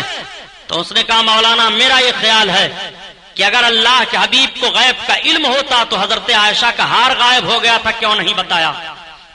کتے کا پلا چارپائی کے نیچے تھا، کیوں نہیں بتایا؟ کھانے میں زہر ملا دیا گیا، کیوں نہیں بتایا؟ 14 سوال اس نے حضور مفتی اعظم ہند سے کیا. تو آپ فرماتے ہیں تمہارے سوالات ختم ہو گئے؟ تو اس نے عرض کیا اب اتنے سوالوں کا جواب آپ دے دیجئے پھر بقیہ سوال میں کروں گا. تو سرکار مفتی اعظم ہند فرماتے ہیں کہ میں تم سے صرف 3 سوال کرتا ہوں، ان تینوں کا جواب تم دے دو. کہا یہی تو آپ لوگوں کی عادت ہے صاحب کہ بجائے کسی سوال کا جواب دینے کے الٹے سوال کر دیتے ہو. کہا سنو ہم تمہارے 14 سوالوں کو جب سے سن رہے ہیں قریب آدھا گھنٹے ہو گئے، تم پائیں پائیں کر رہے ہو اور تم 3 منٹ میں بھی ہمارے 3 سوالوں کو نہیں سننے کے لیے تیار ہو. تم سوالوں کو ہمارے سن لو، میں سارے سوالوں کا جواب تمہارے دے دوں گا. اب بتائیے آپ کا کیا سوال ہے؟ تو آپ نے فرمایا بتاؤ یہ کہ اس نوجوان مولوی کا شریعت میں کیا حکم ہے جو قرضہ لے کر کے اپنے شہر سے دوسرے شہر میں بھاگ آئے اور دینے کی نیت نہ رکھے. یہ ہمارا پہلا سوال ہے. اور دوسرا سوال یہ ہے کہ اس نوجوان کے لیے شریعت کا کیا حکم ہے جس کی ماں بوڑھی ہو گئی ہو اور بھیک مانگ کر کے گزارا کرتی ہو اور وہ نوجوان بیٹا اپنے ماں کی خدمت نہ کرے، شریعت کا حکم کیا ہے؟ یہ دوسرا سوال ہے. تیسرا سوال یہ ہے کہ اس نوجوان باپ کے لیے کیا حکم ہے جس کا بیٹا اپاہج ہو اور بھیک مانگ کر کے گزارا کرتا ہو اور باپ اپنے بیٹے کی کفالت نہ کرتا ہو، اس بیٹے سے باپ کا ایسا تعلق ہے، بتاؤ شریعت کا حکم کیا ہے؟ تب تک اس نے کہا حضور بس رہنے دیجئے، وہ نوجوان میں ہی ہوں جو قرضہ لے کر بھاگ آیا ہوں، وہ نوجوان میں ہی ہوں جس کی ماں بھیک مانگ رہی ہے، وہ نوجوان میں ہی ہوں جس کا بیٹا اپاہج ہے. اب بات سمجھ میں آ گئی کہ بریلی کے غلام مصطفیٰ کا جب یہ علم ہے تو مدینے کے مصطفیٰ کا علم کیا ہوگا؟ نعرہ تکبیر، نعرہ رسالت، مسلک اعلی حضرت امام اعظم کا انفراد، شعائب سیدانہ شعب الاولیاء. سبحان اللہ. سبحان اللہ. یہ پتہ لگاتے ہیں نبی کو ہے علم غیب کی نہیں ہے، ہے علم غیب کی نہیں ہے. ابھی پتہ لگا رہے ہیں دنیا کہاں سے کہاں پہنچ گئی. اور آیت پیش کریں گے اس کو بھی ابھی حل کیے دیتا ہوں انشاءاللہ. سنو آقا کریم صلی اللہ علیہ وسلم کے غلاموں کا یہ حال ہے. سرکار کے غلاموں کا جب یہ حال ہے پیارے تو آقا کا کریمانہ حال کیا ہوگا؟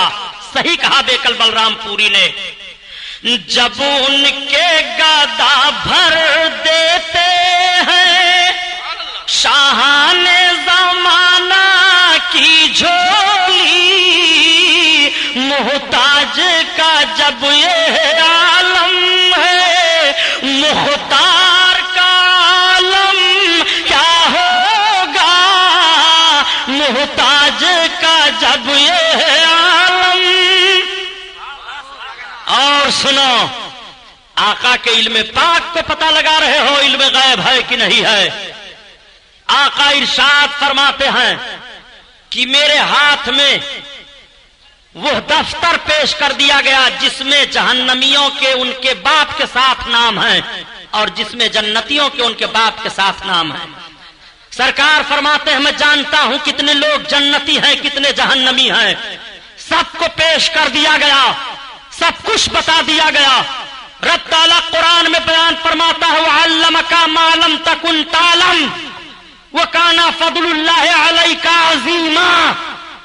महबूब जो कुछ तुम नहीं जानते थे वो सब कुछ तुम्हें तुम्हारे रब ने बता दिया और तुम पर तुम्हारे रब का बड़ा फजल है। अब तुम्हारे ही बकौल कि अगर मेरे आका कुछ नहीं जानते थे तो सरकार ने वो सब कुछ बता दिया। आका को रब ने सब कुछ सरकार को बता दिया जो सरकार नहीं जानते थे। अब मेरे आका जब दुनिया से जा रहे हैं तो दुनिया का कोई जर्रा ऐसा नहीं है जो नबी के इल्म पाक के आगे पोशीदा हो। सुभान अल्लाह, सुभान अल्लाह, बहुत खूब। अरे पढ़ लीजिए अल्लाहुम्मा सल्ली अला सय्यदना मौलाना मोहम्मद व अला आलिहि व बारिक वसल्लम। सलातो व सलाम अलैका या रसूलल्लाह सल्लल्लाहु तआला अलैहि वसल्लम। आकाए करीम सल्लल्लाहु अलैहि वसल्लम के इल्म पाक के ताल्लुक से कुरान की आयत सुनो। रब बयान फरमाता है वमा हुआ अलल गैबि बदलील।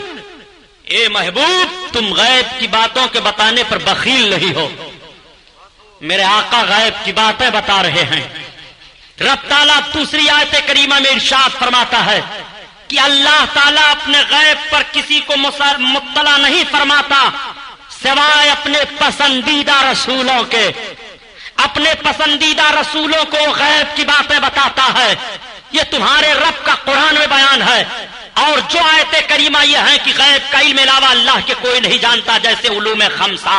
और दूसरी आयत करीमा अब मुफस्सिरीन किराम तत्बीक फरमाते हैं कि जो न जानने वाली गैब की आयत करीमा है और जो जानने वाली आयत करीमा है दोनों में तत्बीक इस तरह से होगी कि रब का इल्म कदीम है, जाती है और महबूब का इल्म अताई है, हादिस है। रब ताला अपने ने महबूब को अता किया है। रब का इल्म जाती तौर पर है और महबूब का इल्म अताई तौर पर है। जब अताई और जाती का फर्क लोगे तो तुम्हारा अमल उन आयतों पर भी हो जाएगा जिन आयतों में इल्म गैब का इनकार किया गया है और उन आयतों पर भी हो जाएगा जिन आयतों में इल्म गैब की इस्बात है। सुभान अल्लाह, सुभान अल्लाह। और अगर सिर्फ यही मानोगे कि नबी को इल्म गैब नहीं है तो फिर अताई वाले आयत करीमा जो है उनका इनकार लाजिम आएगा। इसलिए तुम्हें तस्लीम करना पड़ेगा कि आका का इल्म अताई है और रब का इल्म जाती है, कदीम है, किसी की अता से नहीं है। और रब ने अपने महबूब को अपने महबूब के महबूबों को इल्म गैब अता फरमाया है। प्यारे इल्म गैब का हाल तो यह है कि 200-200 बरस 300-300 बरस की खबरें औलियाए किराम दे डाले हैं। यह हाल था आकाए करीम सल्लल्लाहु अलैहि वसल्लम के इल्म पाक को तुम सोच रहे हो। और सुनो, नबी के लफ्ज की भी तशरीह कर दूं ताकि आपको मालूम हो जाए। जो कहे कि नबी को गैब का इल्म नहीं है उससे पूछ लो कि तुम लफ्ज नबी का ट्रांसलेशन करो, नबी का तर्जमा बताओ, डिक्शनरी की किताबों में देखो कि नबी का माना क्या होता है। आओ, अल मुंजिद एक लुगात की किताब है, उसका लिखने वाला एक ईसाई है। वो लिखता है अन्नबियो हुआ मुखबिर अनिल गैब। नबी वो है जो गैब की बातें बताता है। और मिसबाहुल लुगात एक किताब है लुगात की, वो हफीज जालंधरी की लिखी हुई है। उसके सतह 532 पर लिखा है नबी का माना की गैब की बातें बताने वाला। सुभान अल्लाह, सुभान अल्लाह। तो लफ्ज़े नबी ही खुद बता रहा है कि आका को गैब की बातें मालूम है, वरना नबी का माना क्या होगा इनसे पूछो। इसीलिए तो जमात अहले सुन्नत के अजीम खतीब अल्लामा मुश्ताक अहमद नज़ामी साहब रहमतुल्लाह अलैह फरमाया करते थे, ये नादान बोलते हैं समझते नहीं।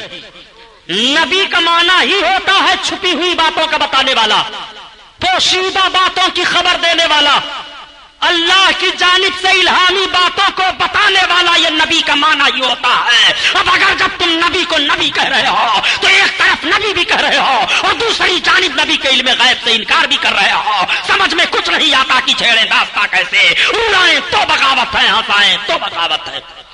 बहुत खूब। मेरे आका सब कुछ जानते हैं, رب کی عطا سے آقا کے غلاموں کا حال پیارے یہ ہے کہ حضرت فتح محمد تاشقندی رحمت اللہ تعالی علیہ ایک بزرگ ہیں.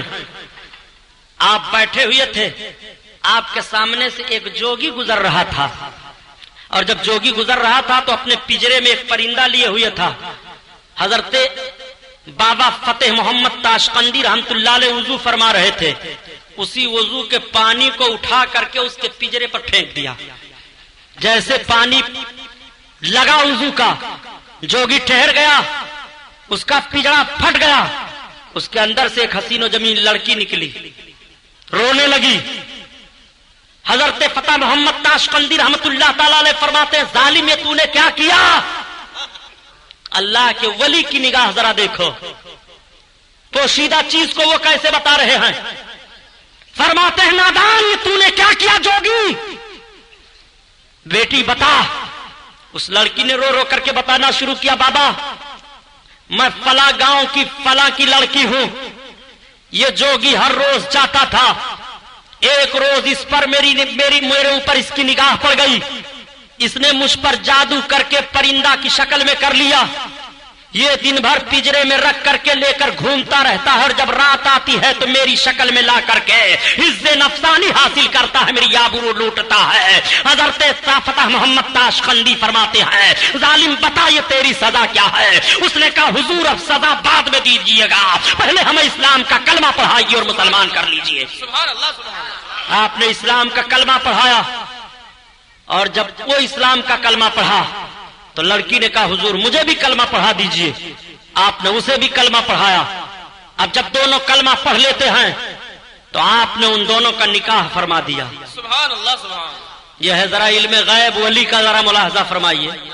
ولی کی نگاہ کا یہ عالم ہے تو رسول اللہ کی مقدس نگاہ کا حال کیا ہوگا. سبحان اللہ سبحان. اسی لیے تو اعلیٰ حضرت عظیم البرکت فرماتے ہیں کہ تو اپنے نبی کو سمجھنا چاہتا ہے, خلق سے اولیاء, اولیاء سے رسول, خلق سے اولیاء, اولیاء سے رسول, اور رسولوں سے اعلیٰ ہمارا نبی, ہمارا نبی, اور رسولوں سے اعلیٰ ہمارا نبی, ہمارا نبی. علمک ما لم تکن تعلم وکان فضل اللہ علیک عظیما. اے محبوب جو کچھ تم نہیں جانتے تھے اللہ نے تمہیں وہ سب کچھ بتا دیا. سبحان اللہ سبحان. اٹھاؤ تفسیر جلالین, اپنی مسجدوں سے اعلان کرتے ہیں تفسیر جلالین اٹھاؤ. دیکھو اس آیت کریمہ کی تفسیر صاحب جلالین نے کیا کی ہے. وہ تفسیر کرتے ہیں اے من الاحکام والغیب, یعنی اللہ کے حبیب جو حکمتوں سے اور غیب سے نہیں جانتے تھے وہ سب کچھ اللہ نے اپنے محبوب کو بتا دیا. سبحان اللہ سبحان. ایک بات اور بتاؤں پیارے,